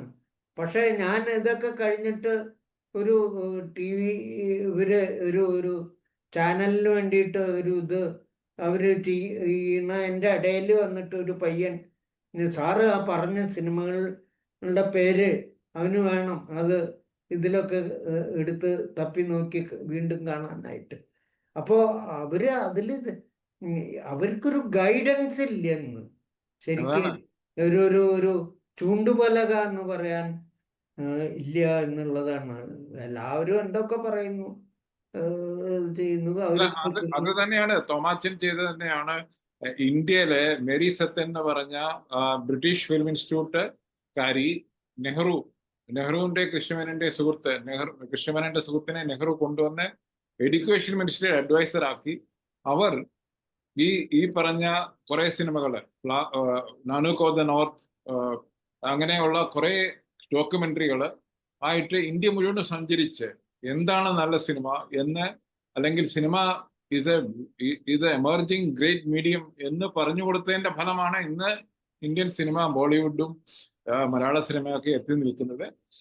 അതിന്റെ ഞാൻ കാണുന്നത് ഇങ്ങനെയാണ്. മേരി സത്യന്റെ പിൻഗാമിയാണ് ഷൺമുഖദാസ് സാറും MF തോമസും വിജയകൃഷ്ണനും, അങ്ങനെ കുറച്ചു പേര്. അവര് വളരെ സീരിയസ് ആയിട്ട് സിനിമയെ കാണുകയും നല്ല സിനിമ എന്താണെന്ന് നിരന്തരം അടയാളപ്പെടുത്തുകയും അങ്ങനെ ഒരു ജനതയുടെ തന്നെ സംവേദനക്ഷമത ഉയർത്തുകയും ചെയ്തു എന്നാണ് എനിക്ക് തോന്നുന്നത്. ഇന്ന് ഞാനൊക്കെ അതിന്റെ ഗുണഫലങ്ങൾ അനുഭവിച്ചവരാണ്. എനിക്ക് ഒരിക്കലും മറക്കാത്ത, ഞാൻ ഈയിടെ ഇടുക്കിയിലെ ആ ഫിലിം സൊസൈറ്റി, കട്ടപ്പന ഫിലിം സൊസൈറ്റിക്കാരെ പറഞ്ഞു, നിങ്ങളുടെ ആദ്യ ഫിലിം സൊസൈറ്റി ഓർമ്മകൾ എഴുതി അയക്കൂ, ഞങ്ങളൊരു ചെറിയ സോവനിയർ ഇറക്കുന്നു, 60 years ഓഫ് ഫിലിം സൊസൈറ്റി. അപ്പൊ ഞാനത് പറഞ്ഞു. തോമാച്ചൻ അന്ന് ഒരു ചിത്രലേഖയിലെ ഫിലിം കണ്ടിട്ട് ചർച്ചയില് ആ സിനിമയിലെ അതുകളും ഇതുകളും എന്ന് പറയുന്നത് അതെന്താണെന്ന് നമ്മളത് കണ്ടുപിടിച്ചോളാം. പക്ഷെ പുള്ളി പറഞ്ഞത് ഇതിലെ ചില ഇതുകൾ എന്ന് പറയും. അപ്പൊ അതിനർത്ഥം വളരെ സൂക്ഷിച്ച് കാണേണ്ട ചില രംഗങ്ങളുണ്ട് എന്നാണ്. അതുകളും ഇതുകളും അത് ഞങ്ങളുടെ ഒരു ജോക്കാണ്, തോമാച്ചന്റെ അതുകളും ഇതുകളും എന്ന് വെച്ചാൽ അത് വളരെ സ്നേഹത്തോടുകൂടി ഞങ്ങൾ പറഞ്ഞിരുന്ന സംഗതിയല്ല, തോമാച്ചനെ കളിയാക്കാൻ വേണ്ടിയല്ല. അപ്പൊ അങ്ങനെ ഒരു മെന്ററിങ്, ഒരു തലമുറയെ മെന്റർ ചെയ്തെടുത്ത ആൾക്കാരാണ് തോമാച്ചനെ പോലെയുള്ളവരെ. അവരുടെ, എനിക്ക് തോന്നുന്നത് അവരുടെയൊക്കെ എക്സ്പീരിയൻസസ്, അവരെങ്ങനെ ഇന്നത്തെ ലോകത്തെ കാണുന്നു, എങ്ങനെ ഈ ഇവല്യൂഷനെ കാണുന്നു എന്നുള്ളത് വളരെ ഇമ്പോർട്ടൻ്റ് ആണെന്ന് എനിക്ക് തോന്നുന്നത്. അതാണ് ആശിഷ് ഇതിന് വേദി ഒരുക്കിയത്. ആശിഷ് ചോദിക്കണം, എങ്ങനെയാണ് നിങ്ങളുടെ ജനറേഷൻ ഇങ്ങനെയുള്ള ഒരു ഇവല്യൂഷനെ എങ്ങനെ കാണുന്നു എന്നുള്ളത്. അത് എനിക്ക് തോന്നുന്നത് it's A curious aspect for you also. ഈ ചെറിയാനും പറഞ്ഞപ്പോഴാണ് ഈ കോൺക്ലേവില് ഞാൻ ഒരു സെഷനിൽ മാത്രമേ പങ്കെടുത്തുള്ളൂ. അത് ഫിലിം സൊസൈറ്റികളെ പറ്റിയുള്ള സെഷനാണ്. അപ്പൊ അതില് പ്രധാനമായിട്ട് പറഞ്ഞ കാര്യം ഈ ഇന്ദിരാഗാന്ധി മേരി സെറ്റനും അവിടെ നിൽക്കുകയാണ് നമ്മള്. മനസ്സിലായ? അങ്ങനെ വളരെ പ്രത്യുൽപാദനപരമായ നടപടികള് പിൽക്കാലത്തൊന്നും ഉണ്ടായിട്ടില്ല. അതാണ് അവിടെയാണ് പ്രശ്നം. ഉണ്ടായിട്ടില്ല. ഇന്ന് ഒരു സിനിമ സ്ഥലത്തും അങ്ങനെ ഉണ്ടായി. ഞാൻ കാണുന്നത് അതാണ് ഇന്നത്തെ പ്രശ്നം. സിനിമ ഒരു മാധ്യമം, കലാമാധ്യമമായി കണ്ട് അതിനു വേണ്ട സംഗതികൾ ചെയ്യുന്നതിന് പകരം സിനിമയെ മറ്റുള്ള എന്തായിട്ട് കണ്ട് അതിനെ ഉപയോഗിക്കാൻ ശ്രമിക്കുന്നു. അത് തമ്മിൽ ഒത്തിരി വ്യത്യാസമുണ്ട്. അതുകൊണ്ടാണ് എനിക്ക് തോന്നുന്നത് ആവശ്യമില്ലാത്ത കോൺട്രവേഴ്സികളൊക്കെ ഉണ്ടാകുന്നത്.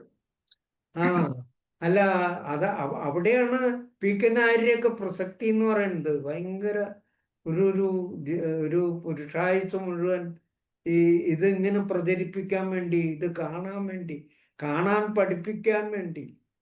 സിനിമ കണ്ടു പഠിക്കുക എന്നുള്ളത് വലിയൊരു കാര്യമാണ്.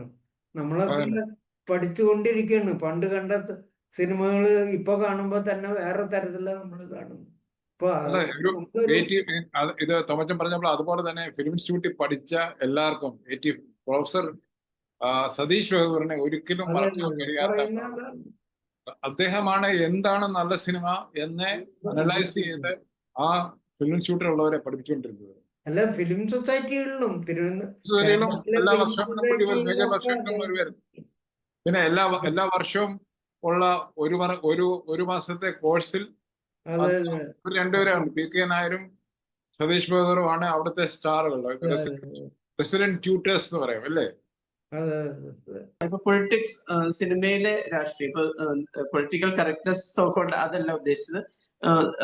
ഒരു സമൂഹത്തിന് വരുന്ന, ഇപ്പൊ ചെറിയ സാറിന്റെ പുസ്തകത്തിൽ അതിനെ കുറിച്ച് വിശദമായിട്ട് പറയുന്നുണ്ട്. അപ്പൊ ക്രാഫ്റ്റ് ആണോ, പൊളിറ്റിക്സ് ആണോ, അതല്ലെങ്കിൽ മറ്റെന്തെങ്കിലും കാര്യങ്ങളാണ് നമ്മൾ സിനിമയിൽ അന്ന് ശ്രദ്ധിച്ചുകൊണ്ടിരുന്നത്, ഇപ്പൊ ശ്രദ്ധിക്കുന്നത്, ഇനി ശ്രദ്ധിക്കേണ്ടത്? തീർച്ചയായിട്ടും ഇത് ഈ കാലത്തെ ഏറ്റവും വലിയ ചോദ്യം ഇത് തന്നെയാണ്. ഇത് ഞാൻ കുറെ മുമ്പ് കണ്ടിട്ടുണ്ട്. കാരണം ഞാൻ ഈ ടെക്നോ പാർക്കിലെ ഒരു സംഘടനയുണ്ട്, പ്രതിധ്വനി എന്ന് പറഞ്ഞ്. അവരുടെ കൾച്ചറൽ കേരളത്തിലെ മുഴുവൻ IT പ്രൊഫഷണൽസ് നടത്തുന്നൊരു സംഘടനയാണ്. അപ്പൊ അവരൊരു ഫെസ്റ്റിവൽ നടത്തുന്നുണ്ട്, 14-15 കൊല്ലമായിട്ട് നടത്തുന്നു. അപ്പൊ അത് നമ്മുടെ വീട്ടിൽ വെച്ചിട്ടാണ് അതിന്റെ ബൈലോ ഉണ്ടാക്കിയതും.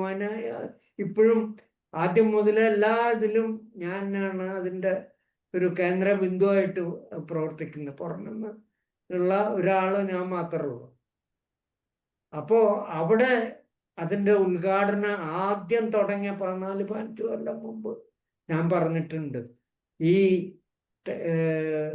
IT പ്രൊഫഷണൽസിന് ഒരു വിചാരമുണ്ട്, അവരുടെ കയ്യിൽ ഈ ഇതുകൾ മുഴുവൻ ഇരിക്കുന്നതുകൊണ്ട് അവർക്ക് മഹത്തായ സിനിമ ഉണ്ടാക്കാൻ പറ്റുന്നു. പക്ഷേ അതിനെയൊക്കെ അതാണ് അതിൻ്റെ സിനിമയുടെ ഏറ്റവും വലിയ പരാജയം എന്ന് പറയുന്നത്.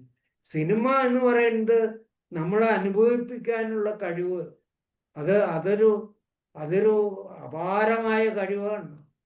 ഇപ്പോ നമ്മൾ 70 കൊല്ലം മുമ്പ് ഉണ്ടായ പതർ പാഞ്ചാലിയെ പറ്റി ഇപ്പൊ എന്തുകൊണ്ടാ പറയുന്ന? അന്ന് ഒരു ടെക്നോളജി ഇല്ല, കളറില്ല, ക്രെയിൻ ഷോട്ട് ഇല്ല.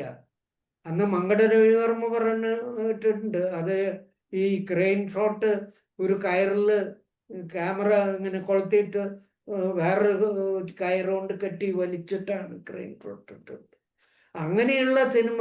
ഇന്നത്തെ ഒരു ടെക്നോളജി ഇല്ല, കളറില്ല, സൗണ്ട് ഇല്ല, ഇന്നത്തെ ഒരു സൗകര്യങ്ങളും ഇല്ല. പക്ഷേ 70 കൊല്ലത്തിന് ശേഷം നമ്മൾ പതേർ പാഞ്ചാലിനെ പറ്റി പറയുന്നു, അല്ലെങ്കിൽ എലിപ്പത്തായത്തെ പറ്റി പറയുന്നു.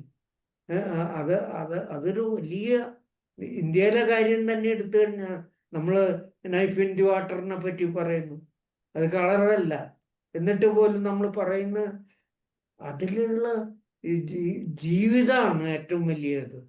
അത് അല്ലെങ്കിൽ അത് നമ്മളെ അനുഭവിക്കുന്ന ഞാനതിനെ ക്വാളിഫൈ ചെയ്യുന്നത് അതിലുള്ള ക്രിയേറ്റീവ് എനർജി. അതെ അതാ നമ്മളെ തലമുറകളെ ഇന്നും എന്താണ് ഉദ്ദീപിപ്പിക്കുന്ന അല്ലെങ്കിൽ എക്സൈറ്റ്മെന്റ് ഉണ്ടാക്കുന്ന ഒരു ക്രിയേറ്റീവ് എനർജി അവരെ ആ സിനിമയിൽ പകർന്നു വെച്ചിട്ടുണ്ട്. അതുകൊണ്ടാണ് നമ്മൾ ഇന്ന് കാണുമ്പോഴും അത് അതിനെ കാലത്തെ അതിജീവിക്കുന്നത് അതാണ്. കാലത്തെ അതിജീവിക്കുന്നതും ദേശത്തെ അതിജീവിക്കുന്നു അതാണ്. ഇത് എല്ലാ കലാരൂപങ്ങളിലും പ്രസക്തമാണ്. നമ്മൾ ബൈബിൾ എഴുതിയ ലാംഗ്വേജ് ഭാഷ ഇന്നും ഉപയോഗിക്കുന്നില്ല. അല്ലെങ്കിൽ ഷേക്സ്പിയർ എഴുതിയ ഭാഷയല്ല ഇന്ന് ഇംഗ്ലീഷില്. അതുപോലും മാറിപ്പോയി. പക്ഷേ അത് കാലത്തെ അതിജീവിക്കുന്നത് അതിൻ്റെ ആ കാലത്തിനോട് അത് എത്ര നീതി പുലർത്തിക്കൊണ്ടാണെന്ന് അത് ഉണ്ടായി എന്നുള്ളതാണ്. അതുകൊണ്ടാണ് അത് കാലത്തെയും ദേശത്തെയും അതിജീവിക്കുന്നത്. അതിനപ്പുറത്തേക്ക് കടന്നു പോകുന്നത് അതുകൊണ്ടാണ്. അതറിയാതെ ടെക്നോളജി ഇങ്ങനെ ചില നുണുക്ക് വിദ്യകൾ കാണിച്ചു കഴിഞ്ഞാൽ സിനിമയാവില്ല. അതുപോലെ തന്നെ അതിനകത്തെ പൊളിറ്റിക്സ് എന്ന് പറയുന്ന സാധനം അതൊന്നുമല്ല. ഇതൊക്കെ ഉണ്ടെങ്കിലും ഈ തോമാച്ചൻ ഇപ്പോൾ പറഞ്ഞ ആ ക്രിയേറ്റീവ് എനർജി ഇല്ലെങ്കിൽ ഒരു സിനിമ നല്ല സിനിമ ആവുന്നില്ല. ആൾക്കാർ ഓർക്കാൻ പോകുന്നില്ല. വ്യത്യസ്തമായിട്ടുള്ള അഭിപ്രായങ്ങൾ ഉണ്ടാവാം. അല്ലല്ല, അത് വ്യത്യസ്തമായ അഭിപ്രായങ്ങൾ. അതിന്റെ പ്രത്യേകത എന്ന് പറഞ്ഞു കഴിഞ്ഞാൽ ഞാൻ അന്ന് കണ്ട സിനിമകള് ഇപ്പൊ റാഷോമോ അല്ലെങ്കിൽ പതർ പാഞ്ചാലി അല്ലെങ്കിൽ അങ്ങനെയുള്ള സിനിമകള്, ഇക്കുറു എന്ന് പറയുന്ന സിനിമ, ഇതൊക്കെ നമ്മൾ മരിക്കാൻ കിടക്കുമ്പോഴും ഇങ്ങനെ പകുതി ഓർമ്മയിൽ കിടക്കുമ്പോഴും നമ്മൾ അതിനെ പറ്റിയൊക്കെ ഓർക്കും. കാരണം അത് നമ്മൾ വേട്ടയാടിക്കൊണ്ടിരിക്കും. ആ സിനിമകൾ നമ്മുടെ ജീവിതാവസാനം വരെ നമ്മൾ പിന്തുടർന്നുകൊണ്ടിരിക്കും. അതുപോലെ ഈ ഇപ്പോഴത്തെ ഏത് സിനിമ അങ്ങനെ നമ്മളെ വേട്ടയാടും അല്ലെങ്കിൽ നമ്മുടെ കൂടെ നടക്കും. അത് വളരെ പ്രസക്തമാണ്. ഈ ടെക്നോളജി ആവശ്യമാണ്. ടെക്നോളജി കൊണ്ട് പലതും ചെയ്യാം. പക്ഷെ ടെക്നോളജിയാണ് സിനിമ എന്ന് വിചാരിക്കുകയാണ്. ഞാൻ 15 കൊല്ലം മുമ്പ് അവിടെ പ്രസംഗിച്ചതാ. അന്ന് പലരും അത് അപ്രീഷിയേറ്റ് ചെയ്ത് പറയുകയൊക്കെ ചെയ്തു. പക്ഷെ അന്നല്ല അതിൻ്റെ പ്രസക്തി. ഇന്ന് അത് വളരെ 15 കൊല്ലത്തിന് ശേഷം ഇപ്പൊ വളരെ വളരെ പ്രസക്തമായിട്ടുള്ള ഒരു ചോദ്യം ആയി മാറിയിരിക്കുന്നു ഇത്. അതായത് തോമച്ചൻ പറയുന്നത് ടെക്നോളജിയുടെ ഇന്റലിജൻസ്, ആർട്ടിഫിഷ്യൽ ഇന്റലിജൻസ് ഒക്കെ അതിനുപരിയാണ് മനുഷ്യന്റെ ക്രിയേറ്റീവ് ഇന്റലിജൻസ് എന്നാണ്. അതാണ് ഈ സംഗീതം, പാട്ട് പാടുമ്പോ ഇപ്പോ ഉപകരണങ്ങളെ കൊണ്ട് ഒരുപാട് ഇതുകൾ ചെയ്യാം. പക്ഷെ MD രാമനാഥൻ എത്രയോ വർഷങ്ങൾക്ക് മുമ്പ് പാടിയ സാധനം ഇന്നും നിലനിൽക്കുകയാണ്. അതിൻ്റെ ഒരു കലാകാരന്റെ മനസ്സാണ് അവിടെ നമ്മുടെ മുമ്പിൽ ഇത് ചെയ്യുന്നത്. അത് അപാരാണ്. ഇത് എനിക്ക് തോന്നുന്ന പൊട്ടൻ അഭിപ്രായങ്ങളായിരിക്കാം. പക്ഷെ അതാണ് അതിന്റെ അന്തസത്ത. എല്ലാ ആർട്ടിന്റെയും അന്തസത്ത അതാണല്ലോ. മനുഷ്യന്റെ ക്രിയേറ്റീവ് ഇന്റലിജൻസ് കൊണ്ട് അവർ കൊണ്ടുവരുന്ന ആ കലാരൂപം എങ്ങനെ കാലത്തിനതീതമായി നിലനിൽക്കുന്നു എന്നുള്ള അതാണ് നല്ല കല. സംഗീതമാണേലും 50 കൊല്ലം മുമ്പ് എഴുതിയതാണ് ടി പത്മനാഭന്റെ പ്രകാശം പരത്തുന്ന പെൺകുട്ടി. ഇപ്പോഴും അത് വീണ്ടും പ്രസിദ്ധീകരിച്ചിരിക്കുകയാണ് 50 കൊല്ലത്തിന് ശേഷം. അപ്പോൾ ഇപ്പോഴും അത് ഇങ്ങനെ നിൽക്കുകയാണ്. അത് എഴുതിയ കാലത്തിൽ നിന്നൊക്കെ വ്യത്യാസമുള്ള ഭാഷയും പ്രയോഗങ്ങളും ഒക്കെയായി. പക്ഷെ അതിനെയൊക്കെ മറികടക്കുന്ന ഒരു തരം ഇതുണ്ട്. അതിൻ്റെ സാങ്കേതികത്വത്തിന് അപ്പുറത്തേക്ക് വളരുന്ന ഒരു കലാസൃഷ്ടിയാണ് നമ്മളുടെ മഹത്തായ കലാസൃഷ്ടി.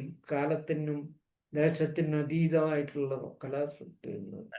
ഈ പൊളിറ്റിക്സും ഇമ്പാക്ട് ഇപ്പോ നമ്മുടെ സമൂഹത്തിലുള്ള ഈ പറഞ്ഞത് ഇപ്പോ വിവാദമായിട്ടുള്ള കാര്യങ്ങൾ പോലും ഉച്ചനീചത്വങ്ങളോ അല്ലെങ്കിൽ മറ്റുള്ള പൊളിറ്റിക്കലി ഉള്ള കുറെ ഈവൻ ഡൊമസ്റ്റിക് ആയിട്ടുള്ള പല കാര്യങ്ങളും നമ്മുടെ ചെറിയ കുടുംബങ്ങളായി അല്ലെ. അപ്പൊ കുടുംബം അനുസരിച്ച് അപ്പൊ ഒരു ഉദാഹരണത്തിന് പറയണേ, ഇപ്പൊ കുമ്പളങ്ങി നൈറ്റ്സ് പോലെ കുറച്ച് വർഷങ്ങൾ മുൻപ്, ഒരു 4-5 വർഷങ്ങൾ മുൻപ് ചെയ്തിട്ടുള്ള ഒരു അതിന്റെ അതിന്റെ പ്രമേയം, അതിന്റെ ഒരു പൊളിറ്റിക്സ്, അതിലെ വീട്ടിലെ മുതിർന്ന ആള് ഒരു അമ്പസ്ഥാനം പോലും അയാൾക്ക് കൽപ്പിച്ചു കൊടുക്കുന്ന രീതിയിലാണ് അതിനെ വർക്ക് ചെയ്തിട്ടുള്ളത്. അതായത് അത്തരം സിനിമകള് കൊണ്ടുവരുന്ന ഒരു മാനം വേറെ ഉണ്ടല്ലോ, അതും കൂടി നമ്മൾ അപ്രീഷിയേറ്റ് ചെയ്യണം. ഇപ്പൊ ആട്ടം പോലൊരു സിനിമ അടുത്ത കാലത്ത് വന്നത്. അപ്പൊ പഴയ സിനിമകള് ഓഫ്കോഴ്സ് അതിൻ്റെതായിട്ടുള്ള മൂല്യം ഇപ്പം അനുഭവിപ്പിക്കുന്നു എന്നുള്ളത് പറയുമ്പോൾ തന്നെ ഇത്തരം സിനിമകളെ കൂടി നമ്മൾ കാണുകയും അതിനെ പ്രോത്സാഹിപ്പിക്കുകയും ചെയ്യണ്ടേ? അല്ല, തീർച്ചയായിട്ടും ഞാൻ മലയാളത്തിൽ ഇറങ്ങുന്ന ഇത്തരം പുതിയ നാമ്പുകൾ കണ്ടെത്തുന്നതിൽ വളരെ അഭിമാനപൂർവ്വം അവകാശപ്പെടുന്ന ഒരാളാണ്. ഇത്തരം ചിത്രങ്ങൾ കണ്ടെത്തുകയും കൊണ്ടുവാഴിക്കുകയും ചെയ്യാൻ എന്ത് ത്യാഗം എന്ന് പറഞ്ഞാൽ ഓരോരുത്തരുടെ കാല് നക്കിയിട്ടുണ്ട് അത്രയും. കാരണം ഇത് ഞാൻ ഇത് ചെയ്യുക തന്നെയല്ല, ഞങ്ങളുടെ ഈ നേരത്തെ പറഞ്ഞ ഫിലിം സൊസൈറ്റിയില് ബാനറിൽ അത് കാണിക്കാൻ ഒരുപാട് പ്രയാസം കഴിച്ചിട്ടാണ്. കാരണം ഞങ്ങൾക്ക് പൈസ കൊടുക്കാനില്ല. അങ്ങനെ കാണിച്ചിട്ടുള്ള ഒരുപാട് സിനിമകളുണ്ട്. അത് ജയരാജന്റെ എന്താണ് ഒറ്റാല്, ഇയാളുടെ ആവാസവ്യൂഹം, അതുപോലെ ചവിട്ട് എന്ന് പറയുന്ന സിനിമ, അതുപോലെ ഈ അടുത്ത് ഫെമിനിറ്റി ഫാത്തിമ, ഇതൊക്കെ തേടി പിടിച്ച് ഇതൊക്കെ വളരെ വ്യത്യസ്തമായിട്ടുള്ള സിനിമകളാണ്. ഇത് ലോകോത്തര മഹത്തായ സിനിമയാണെന്ന് നമ്മൾ അവകാശപ്പെടുന്നില്ല. പക്ഷെ ഇത്തരം സിനിമകൾ മലയാളത്തിൽ ഉണ്ടാവുന്നുണ്ട്. വളരെ വളരെ ചെറിയ ബഡ്ജറ്റില് വളരെ അവരുടെ ഒരു എന്താ പറയുക, അവരുടെ മനസ്സ് നമ്മുടെ മുന്നിൽ തുറന്നു വയ്ക്കുന്ന ഒരു അന്വേഷണങ്ങളായിട്ട് വരുന്ന സിനിമകൾ ഉണ്ടാവുന്നുണ്ട്. ആ സിനിമകൾ തേടിപ്പിടിച്ച് കാണിക്കാനായിട്ടുള്ള പെൺകുട്ടികളും ഉണ്ടാക്കുന്നുണ്ട് അതുപോലെ. അപ്പോ അത് വാസ്തവത്തിൽ പറഞ്ഞു കഴിഞ്ഞാൽ ഒരു സ്ഥലത്തും കാണിക്കപ്പെടുന്നില്ല. OTT-യിലും വരുന്നില്ല, തിയേറ്ററിലും വരുന്നില്ല, ഫിലിം സൊസൈറ്റികളും കാണിക്കുന്നില്ല. പക്ഷെ ഞങ്ങൾ ധൈര്യപൂർവ്വം ഇതൊക്കെ കാണിക്കുന്നുണ്ട്. അത് ആളുകൾ അംഗീകരിക്കുന്നുണ്ട്. നമ്മുടെ ഇയാളുടെ സിനിമകൾ പോലെ, ആരാണ്, ഡോൺ പാലത്തറ, അല്ലെങ്കിൽ നമ്മുടെ ഇയാളുടെ സെക്സി ദുർഗ പോലെയുള്ള സിനിമകൾ, ഇതൊക്കെ അതിനൊക്കെ ഒരു സ്പേസ് വേണം. അത് നമ്മൾ കാണണം അതെന്താണെന്നുള്ള. അതിൻ്റെ കുറ്റങ്ങളും കുറവുകളും ഒക്കെ ഉണ്ടെങ്കിലും അത് വളരെ വ്യത്യസ്തമായിട്ടുള്ള സമീപനമാണ് സിനിമയോട്. പഴയ തരത്തിലുള്ള ആളുകളിൽ നിന്ന് എൻ്റെ ഒരു കാഴ്ചപ്പാടാണ്. ഞാൻ അവരെയൊക്കെ എല്ലാവരെയും അംഗീകരിക്കുന്ന ഒരു ആളാണ്.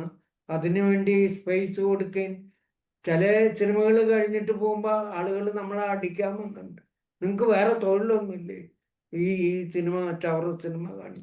പക്ഷെ അത് ചവറല്ല എന്ന് നമ്മൾ വിശ്വസിക്കുന്നുണ്ട്. സുദേവന്റെ ആദ്യത്തെ സിനിമ, അങ്ങനെ അവരൊക്കെ നമ്മളെ അവരെയൊക്കെ കണ്ടെത്തുന്നതിൽ, കൊണ്ടുവാഴിക്കുന്നതിൽ എനിക്ക് ഞാൻ ശരിക്കും പറഞ്ഞ ആത്മാർത്ഥമായിട്ട് വളരെ ബോൾഡായിട്ട് അവരുടെ പിന്നിൽ നിന്നുണ്ട് എന്ന് അഭിമാനപൂർവ്വം ഞാൻ കാണുകയാണ്. അതിന് ഒരുപാട് ത്യാഗങ്ങൾ സഹിക്കേണ്ട വന്നുണ്ട്.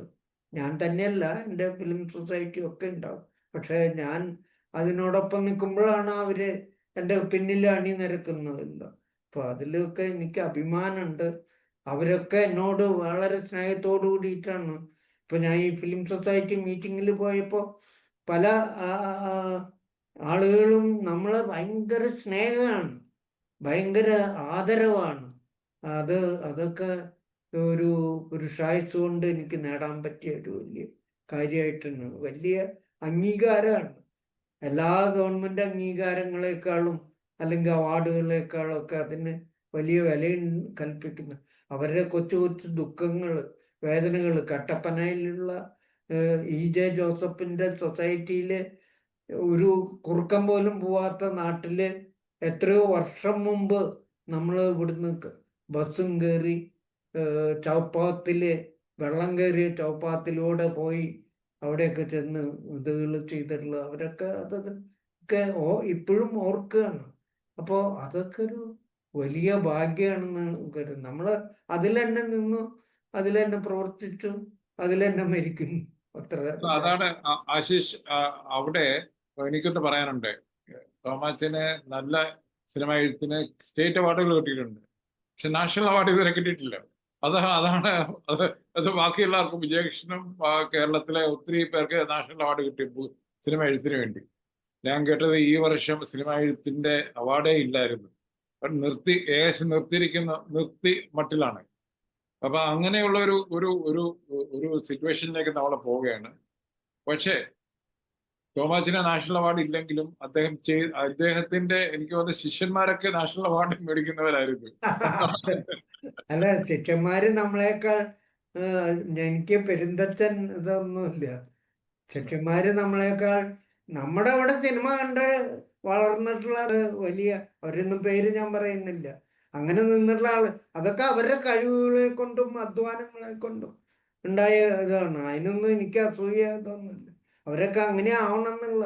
സജിൻ ബാബു, സനല്, ഡോക്ടർ ബിജു, അതുപോലെ പിന്നെ സോഹൻലാല്, ഇങ്ങനെ എത്രയോ ആളുകൾ നമ്മളെ പിന്നാലെ ഇങ്ങനെ നടന്ന്, ഷഹനാദ്, അവരൊക്കെ ഇങ്ങനെ പിന്നാലെ നടന്ന നമ്മുടെ സൊസൈറ്റിയിൽ വരെ ഇങ്ങനെ സിനിമ പഠിക്കണ കാലത്ത് വിശേഷണം പോലും എഴുതിയിട്ടുണ്ട്. ചിത്രലേഖയിൽ കയറാൻ പ്രയാസമായിട്ട് കാശില്ല പാസ് എടുക്കാൻ. അപ്പോൾ തോമസിന് മുമ്പ് പരിചയമുണ്ട്. അത് കാരണം തോമസ് ഈ കവാടത്തിന്റെ അവിടെ നിൽക്കുന്ന സമയം നോക്കി പതുക്കനെ വന്ന് ഒരു ചിരിയും പാസ്സാക്കി അകത്തേക്ക് കയറി. അങ്ങനെ എഴുതിയിട്ടുണ്ട്. ഇതൊന്നും നമ്മൾ ഓർക്കുന്നില്ല, നമ്മളിതൊന്നും വിചാരിച്ചിട്ടല്ലല്ലോ ഇത് ചെയ്യുന്നത്. പക്ഷെ അങ്ങനെ ഒരുപാട് ആളുകൾ നമ്മൾ ഇതാക്കിയ ആളുകൾ വളരെ വലിയ ഇതിലായിട്ടുണ്ട്. അതൊക്കെ നമ്മൾ അഭിമാനത്തോടുകൂടി അവര്, അല്ലാതെ അത് നമുക്ക് അവരെ അങ്ങനെ ആക്കാൻ പറ്റിയുള്ള ഒരു ചാരിതാർത്ഥ്യം ഉണ്ടല്ലോ. ഇതൊന്നും നമ്മൾ അവകാശപ്പെടുന്നതിൽ ശരിയല്ല. അത് ഒരുപാട് ആളുകളുണ്ട് അങ്ങനെ വലിയ ആളുകളായിട്ടുള്ളവർ. അത് എത്രയോ പല തരത്തിലുള്ള ആളുകൾ. അതാണ് ഞാൻ ഈ അടുത്ത കാലത്ത്, നിങ്ങളുടെയൊക്കെ കാലത്തുള്ള ബെന്നി എന്ന് പറഞ്ഞിട്ടുള്ള ഒരു ആർക്കിടെക്റ്റ്, വളരെ ഇന്ത്യ മുഴുവൻ അറിയുന്ന ആർക്കിടെക്റ്റാണ്. ബെന്നി കുര്യാക്കോസ്. ബെന്നി കുര്യാക്കോസ്. ഇഷ്ടൻ എന്നെ അന്വേഷിച്ച് ആഫീസിൽ വരെയും ചിത്രലേഖകര് ഇതുകൊണ്ട് മാത്രമാണ്. അതുപോലെ മറ്റേ പൂനെയിലെ എന്താണ് സ്വാമി, വീഡിയോ സ്വാമി എന്ന് പറയുന്ന രാജശേഖരൻ ഇഷ്ടൻ തന്നെ ഇങ്ങനെ ആ കാലത്തൊക്കെ ഭയങ്കര സ്നേഹമാണ് പഠിക്കുന്ന കാലത്ത് മാറി കഴിഞ്ഞു. അപ്പോ അതൊക്കെ നമുക്ക് സന്തോഷമാണ്. നമ്മള് അതൊക്കെയാണ് നമ്മൾ ചെയ്ത എന്ന് വിചാരിക്കാം. എത്രയോ ഡൽഹിയിലൊക്കെ ഞാൻ വരുമ്പോ തന്നെ സാറിന്റെ ക്ലാസ്സിൽ ഞാൻ പങ്കെടുത്ത് ഇത് ചെയ്തിട്ടുണ്ടെന്നൊക്കെ പറയുമ്പോൾ വലിയ സന്തോഷമാണ്. ഇപ്പോഴും ഓരോ സ്ഥലത്ത് ചെല്ലുമ്പോ ഇങ്ങനെ ഇത് നമ്മുടെ ക്ലാസ് എന്ന് പറഞ്ഞാൽ അന്നത്തെ ക്ലാസ് അതുപോലെയൊക്കെയുള്ള ക്ലാസ് ആയിരിക്കും. പക്ഷെ അവർക്ക് ഒരു ഇത് സിനിമയിലേക്ക് വന്നത് നമ്മളൊക്കെ ഉണ്ടായിരുന്നോണ്ടാണെന്ന് പറയുന്ന ആളുകളുണ്ട്. ഇപ്പൊ ഈ അബ്ജോദ് എന്നൊക്കെ പറഞ്ഞിട്ട് ഏഷ്യാനെറ്റില്, അയാളൊക്കെ നമ്മുടെ ക്ലാസ്സിൽ അറ്റൻഡ് ചെയ്തിട്ടുള്ളതാണ് യൂണിവേഴ്സിറ്റിയിൽ. ഞാൻ കുറച്ച് നാൾ അവിടെ പഠിപ്പിക്കാനൊക്കെ പോയിരുന്നു. കുറെ നാൾ കഴിഞ്ഞപ്പോൾ ഞാൻ അത് നിർത്തി. കാരണം എനിക്ക് ഈ ചട്ടക്കൂട്ടിൽ നിന്നിട്ടൊന്നും ഇത് ചെയ്യാൻ പറ്റില്ല. നമ്മൾ ഇങ്ങനെ സ്വതന്ത്രമായിട്ട് തോന്നിയാസങ്ങളാണ് അധികം.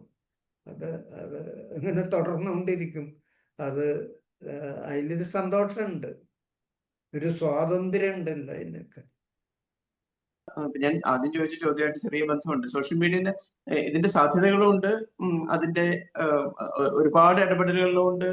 അത് ശ്രദ്ധിക്കപ്പെടാതെ പോകുന്ന ഒരവസ്ഥയുമുണ്ട്. അതായത് നല്ല സിനിമകളെ നല്ല രീതിയിൽ പ്രചരിപ്പിക്കാൻ പറ്റിയൊരു മാധ്യമം കൂടിയാണ്. അതായത് പണ്ട് ഫിലിം സൊസൈറ്റി ചെയ്തതിന്റെ വേറൊരു തലത്തിൽ, അതായത് പ്രത്യക്ഷത്തില് അല്ലെങ്കിൽ ഒരാൾ ഫിസിക്കലി അവിടെ പ്രസന്റ് അല്ലെങ്കിലും ഈ വേർഡ് ഓഫ് മൗത്ത് കുറച്ചുകൂടി വ്യാപകമായിട്ട് എത്താനും പറ്റിയ ഈ സോഷ്യൽ മീഡിയയുടെ സാധ്യതകളും ഇപ്പൊ നടക്കുന്ന സംഭവങ്ങളെ കുറിച്ച് അങ്ങ് ചിന്തിച്ചിട്ടുണ്ടോ? വളരെ അജ്ഞാതനാണ് ഞാന്. മൊബൈൽ ഫോൺ പോലും ഉപയോഗിച്ചിരുന്നില്ല. ഒരു ലാൻഡ് ഫോൺ ഉണ്ട്. പിന്നെ കുറെ കഴിഞ്ഞപ്പോൾ ഈ യാത്രയൊക്കെ പോകുമ്പോൾ വീട്ടുകാർക്ക് ഒരു ഫോൺ വിളിക്കണം എന്ന് വെച്ച് കഴിഞ്ഞാൽ നമ്മൾ ബൂത്തിൽ പോയി ഡൽഹിയിലൊക്കെ ഒരു കോള് വിളിക്കണം എന്ന് വെച്ചാൽ ഭയങ്കര പാടാണ്. അപ്പോൾ അത് കാരണം ഒരു ഫോൺ സോഷ്യൽ മീഡിയ ആയിട്ട് തോമാസിന് യാതൊരു ബന്ധമില്ല, പുള്ളി സ്മാർട്ട് ഫോൺ ഉപയോഗിക്കുന്നില്ല എന്നാണ് പറഞ്ഞു വെച്ചത്. അതുകൊണ്ട് അവിടെ നടക്കുന്ന കോലാഹലങ്ങളൊന്നും പുള്ളി അറിയുന്നില്ല. നമ്മൾ ആരെങ്കിലും പറഞ്ഞു കൊടുത്താലേ അറിയത്തുള്ളൂ. അറിയുള്ളൂ. ചെറിയാനും വിജേഷനും അങ്ങനെ പലരും വിളിക്കുമ്പോൾ പറയും ഞങ്ങളുടെ ബാനറിന്റെ ബിജു ഒക്കെ പറയും ഇങ്ങനെ ഇതുണ്ടായി. അപ്പൊ നമ്മളത് അത്ര മതി. ഈ അധികവും പുക പടലങ്ങളാണ് അധികവും. നല്ലതുണ്ട്, ഇല്ല എന്ന് പറയുന്നില്ല. അറിഞ്ഞിരിക്കണം, നമ്മൾ നമ്മുടെ ചുറ്റുപാട് നടക്കുന്ന എന്താണെന്ന് അറിഞ്ഞിരിക്കുന്നതൊക്കെ ശരിയാ. പക്ഷെ ഞാൻ അത്ര കറണ്ട് അല്ല എന്ന് ആർക്കും പറയാൻ പറ്റില്ല എന്ന് എനിക്ക് തോന്നുന്നു. എനിക്ക് തോന്നിയ ഒരു കാര്യം, ഇപ്പോ തോമസിനെ പോലെ ഇപ്പൊ ചെറിയൻ സാർ പിന്നെ എഴുതി ആ രീതിയിൽ കാര്യങ്ങൾ അറിയുന്നുണ്ട്, ജേർണലിസം ബാക്ക്ഗ്രൗണ്ട് ഉള്ളതുകൊണ്ടും. ഇപ്പോ അതേ തുടർച്ചയില് ഇപ്പൊ ജോൺസൺ ചേട്ടനുണ്ട് എറണാകുളത്ത്. അപ്പൊ അവരൊക്കെ നിസ്വാർത്ഥമായിട്ട് പ്രചരിപ്പിച്ചിരുന്ന കുറെ കാര്യങ്ങളുണ്ട്. ഇപ്പൊ ഈ നല്ല സിനിമകള് അതെത്തിക്കുക, അതിനെക്കുറിച്ച് സംസാരിക്കുക, ചുറ്റുവട്ടത്തുള്ള ആളുകളെ ആയിട്ട്. ഇപ്പൊ ജോൺസൺ ചേട്ടനൊക്കെ ഞാൻ പലപ്പോഴും ആലോചിക്കാറുണ്ട്, ഇദ്ദേഹം അദ്ദേഹത്തിന് എവിടെയെങ്കിലും കയറി ആളാവണമെന്നോ ഇതിനെ കുറിച്ച് എഴുതണമെന്നോ അല്ലെങ്കിൽ എന്റെ മുഖം കാണുന്നതൊന്നും എവിടെയും ഞാൻ കണ്ടിട്ടില്ല. ഇപ്പൊ ഗോവയിലും ഫെസ്റ്റിവലിൽ പോകും, ട്രിവാൻഡ്രത്തും ഫെസ്റ്റിവലിൽ പോകും. ഈ കഴിഞ്ഞ പ്രാവശ്യം എനിക്ക് തോന്നുന്നു കൽക്കട്ടയിലും പോയിരുന്നു. അപ്പോ അല്ല, അവരുടെയൊക്കെ ഒരു നിസ്വാർത്ഥമായിട്ടുള്ള ഒരു കോൺട്രിബ്യൂഷൻ കൂടി ഉണ്ടല്ലേ നല്ല സിനിമ ആളുകളിലേക്ക് എത്തിക്കണം എന്ന് പറഞ്ഞിട്ട്. അപ്പൊ അത് അങ്ങനെയുള്ള ഒരുപാട് ആളുകളുണ്ട്, വളരെ ഇതായിട്ടുള്ള. അവര് ഇങ്ങനെ ജീവിച്ചിരിക്കണ്ടെന്ന് പോലും അറിയില്ല. തൊട്ടപ്പുറത്തുള്ളവർ പോലും അറിയാത്ത തരത്തില്. അത് എല്ലാ കലയിലും ഉണ്ടല്ലോ. സാഹിത്യത്തില് എത്രയോ ആളുകൾ വായിച്ചു കൂട്ടുന്നതിന്റെ ഒരു അംശം പോലും നമ്മൾ വായിക്കുന്നുണ്ടോ? അല്ലെങ്കിൽ സംഗീതത്തെ പറ്റി ഭയങ്കരമായിട്ട് വായിക്കുകയും കേൾക്കുകയൊക്കെ ചെയ്യുന്ന. ഞാൻ വലിയ പ്രസംഗമൊക്കെ നടത്താറുണ്ട് ഈ പതേർ പാഞ്ചാലിയിലെ തീം മ്യൂസിക്കിനെ പറ്റി. അത് ആ കാലത്തൊക്കെ ഒരു വലിയ തീം മ്യൂസിക് നമ്മൾ ഏകാഗ്നിയില് അത് ഉപയോഗിക്കുന്നതൊക്കെ. അപ്പോ അത് ഇങ്ങനെ ഇതാക്കിയുള്ള ഒരാള് എന്നോട് പറയാണ്, അത് അത് അത് അയാൾ മരിച്ചുപോയി, ഫിലിപ്പ് എന്ന് പറഞ്ഞിട്ട്, ചെറിയാൻ്റെ ഒക്കെ ഒരു ഫ്രണ്ടാണ്. അയാളുടെ കയ്യിൽ ഇതിന്റെ റെക്കോർഡുണ്ട്, രവിശങ്കറിന്റെ. അപ്പോ ആ കാലത്ത്, ഇപ്പൊ അത് ഇതായിരിക്കും. അപ്പോ ആ കാലത്ത് അയാളത് റെക്കോർഡുണ്ട്. അത് കേൾക്കാൻ ഞാൻ അയാളെ വീട്ടിൽ പോയിരുന്ന് കേട്ടിട്ടുണ്ട് റെക്കോർഡ്. അതെ. അപ്പോ അതിന്റെ ഇത് ഞാൻ പറഞ്ഞു വന്നത്, നമ്മൾ വിചാരിക്കും നമ്മൾ എന്തോ ഭയങ്കര ഇതാണെന്ന്. ഇതൊന്നും അറിയാതെ ഒരുപാട് ആളുകള് അതാണ് ഈ മീറ്റിംഗ് സെമിനാറുകളിൽ അല്ലെങ്കിൽ ഇതിലൊക്കെ പ്രസംഗിക്കാനൊക്കെ നമുക്ക് വലിയ പേടിയാണ്. കാരണം നമ്മുടെ 10,000 മടങ്ങ് വിവരമുള്ള ആളുകളാണ് സിനിമയെ പറ്റിയിട്ട്. അവരെ ഷാർപ്പാണ്, ഭയങ്കര ബുദ്ധി, ഭയങ്കര ഓർമ്മശക്തി ഇതൊക്കെയുള്ള ആളുകളുടെ മുമ്പിൽ ചെന്ന് നമ്മൾ പറയുമ്പോൾ അത് വളിപ്പാവരുതല്ലോ. ആ പേടി എപ്പോഴും ഇതുണ്ട്. നമ്മൾ വെറുതെ ഒരു ലേമാൻ, ഒരു എന്തെന്നാ പറയാ, ഒരു വളരെ സാധാരണമായിട്ടുള്ള ആളാണെന്നുള്ള തോന്നല് എപ്പോഴും എനിക്കുണ്ട്. എല്ലാ നല്ല ഗുരുക്കന്മാരും അങ്ങനെയാണ് പറയുന്നത്. നമ്മള് ജീവിക്കുന്നത് ഈ ഏറ്റവും സാധാരണ ആളുകളുടെ ഇടയിലാണ്. അപ്പൊ അത് അവര് വളരെ സ്നേഹത്തോടുകൂടി നമ്മളെ കാണുന്നുണ്ട്. അപ്പൊ അത് വലിയൊരു കാര്യം തന്നെയാണ്. അത് കാണാൻ പറ്റുന്നതിലാണ് മനുഷ്യൻ എന്നുള്ള നിലയിൽ നമ്മൾ വലിയ ഉയർച്ചയിലെത്തുന്നത്. നമ്മൾ ബാനറിൽ ജാൻസി ജെയിംസും പഴയ MG യൂണിവേഴ്സിറ്റിയുടെ വൈസ് ചാൻസലർ, പിന്നെ നമ്മുടെ MA ബേബിയൊക്കെ സിനിമ കാണാൻ വന്നിട്ടുള്ളത് നമ്മൾ ഓർക്കുന്നുണ്ട്, EMSന്റെ മോള്. അപ്പോൾ അങ്ങനെയൊക്കെ സുഗതകുമാരി ടീച്ചർ ഒക്കെ വന്നിട്ടുള്ള അവര് നമ്മളെയൊക്കെ വളരെ റോസ്മേരി ഒക്കെ സ്ഥിരമായിട്ട് വരുന്ന രാജകൃഷ്ണൻ, ഡോക്ടർ രാജകൃഷ്ണനൊക്കെ എപ്പോഴും വരുന്ന. പക്ഷെ അവരെ കാണുന്ന പോലെ തന്നെ ഞാൻ മറ്റുള്ളവരെയും കാണാൻ ശ്രമിച്ച് അതിലേക്ക് അതിൽ എത്തുമ്പോഴേ ഞാൻ മനുഷ്യനാവുന്നുള്ളൂ. അങ്ങനെ ധരിക്കുന്ന ഒരാളാണ്. ഇത് കൽപ്പിച്ചുട്ടി അങ്ങനെ ഇതാകുകയല്ല, അത് നമ്മുടെ ഒരു അതിലേക്കുള്ള പോക്കലാണ്. ഞാൻ സിനിമ അതിൻ്റെ വഴിക്ക് ഇങ്ങനെ പോകും, അത്ര വിചാരിക്കും.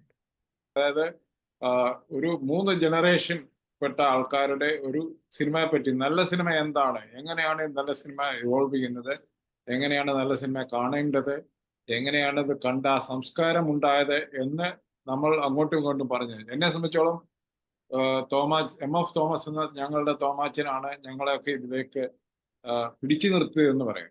ഞങ്ങൾക്ക് താല്പര്യമുണ്ട്, പക്ഷെ ഇതാണ് നല്ല വഴി എന്ന് കാണിക്കാൻ വഴി കാട്ടിയ ആൾക്കാരാണ്. അതിന്റെ കൂട്ടത്തിൽ പ്രമുഖനാണ് എം.എഫ്. തോമസ് എന്നെ സംബന്ധിച്ചോളം. ആശിഷ് അതുപോലെ തന്നെ ഈ വഴിയിലേക്ക് വരുന്ന ഒരാളാണ്. അപ്പോൾ എനിക്ക് തോന്നുന്നത് നമ്മളെല്ലാം എത്തുന്നത് ഒരേ വഴിയിലാണ്. നല്ല സിനിമയുടെയും ക്രിയേറ്റീവ് എനർജി കാലത്ത് അതീതമായി നിൽക്കുന്ന സിനിമയുടെ വഴിയിലേക്ക്. അതിന് ഈ സംഭാഷണം സഹായിക്കട്ടെ, എല്ലാവരെയും സഹായിക്കട്ടെ എന്ന് ആശംസിച്ചുകൊണ്ട് നന്ദി, നമസ്കാരം.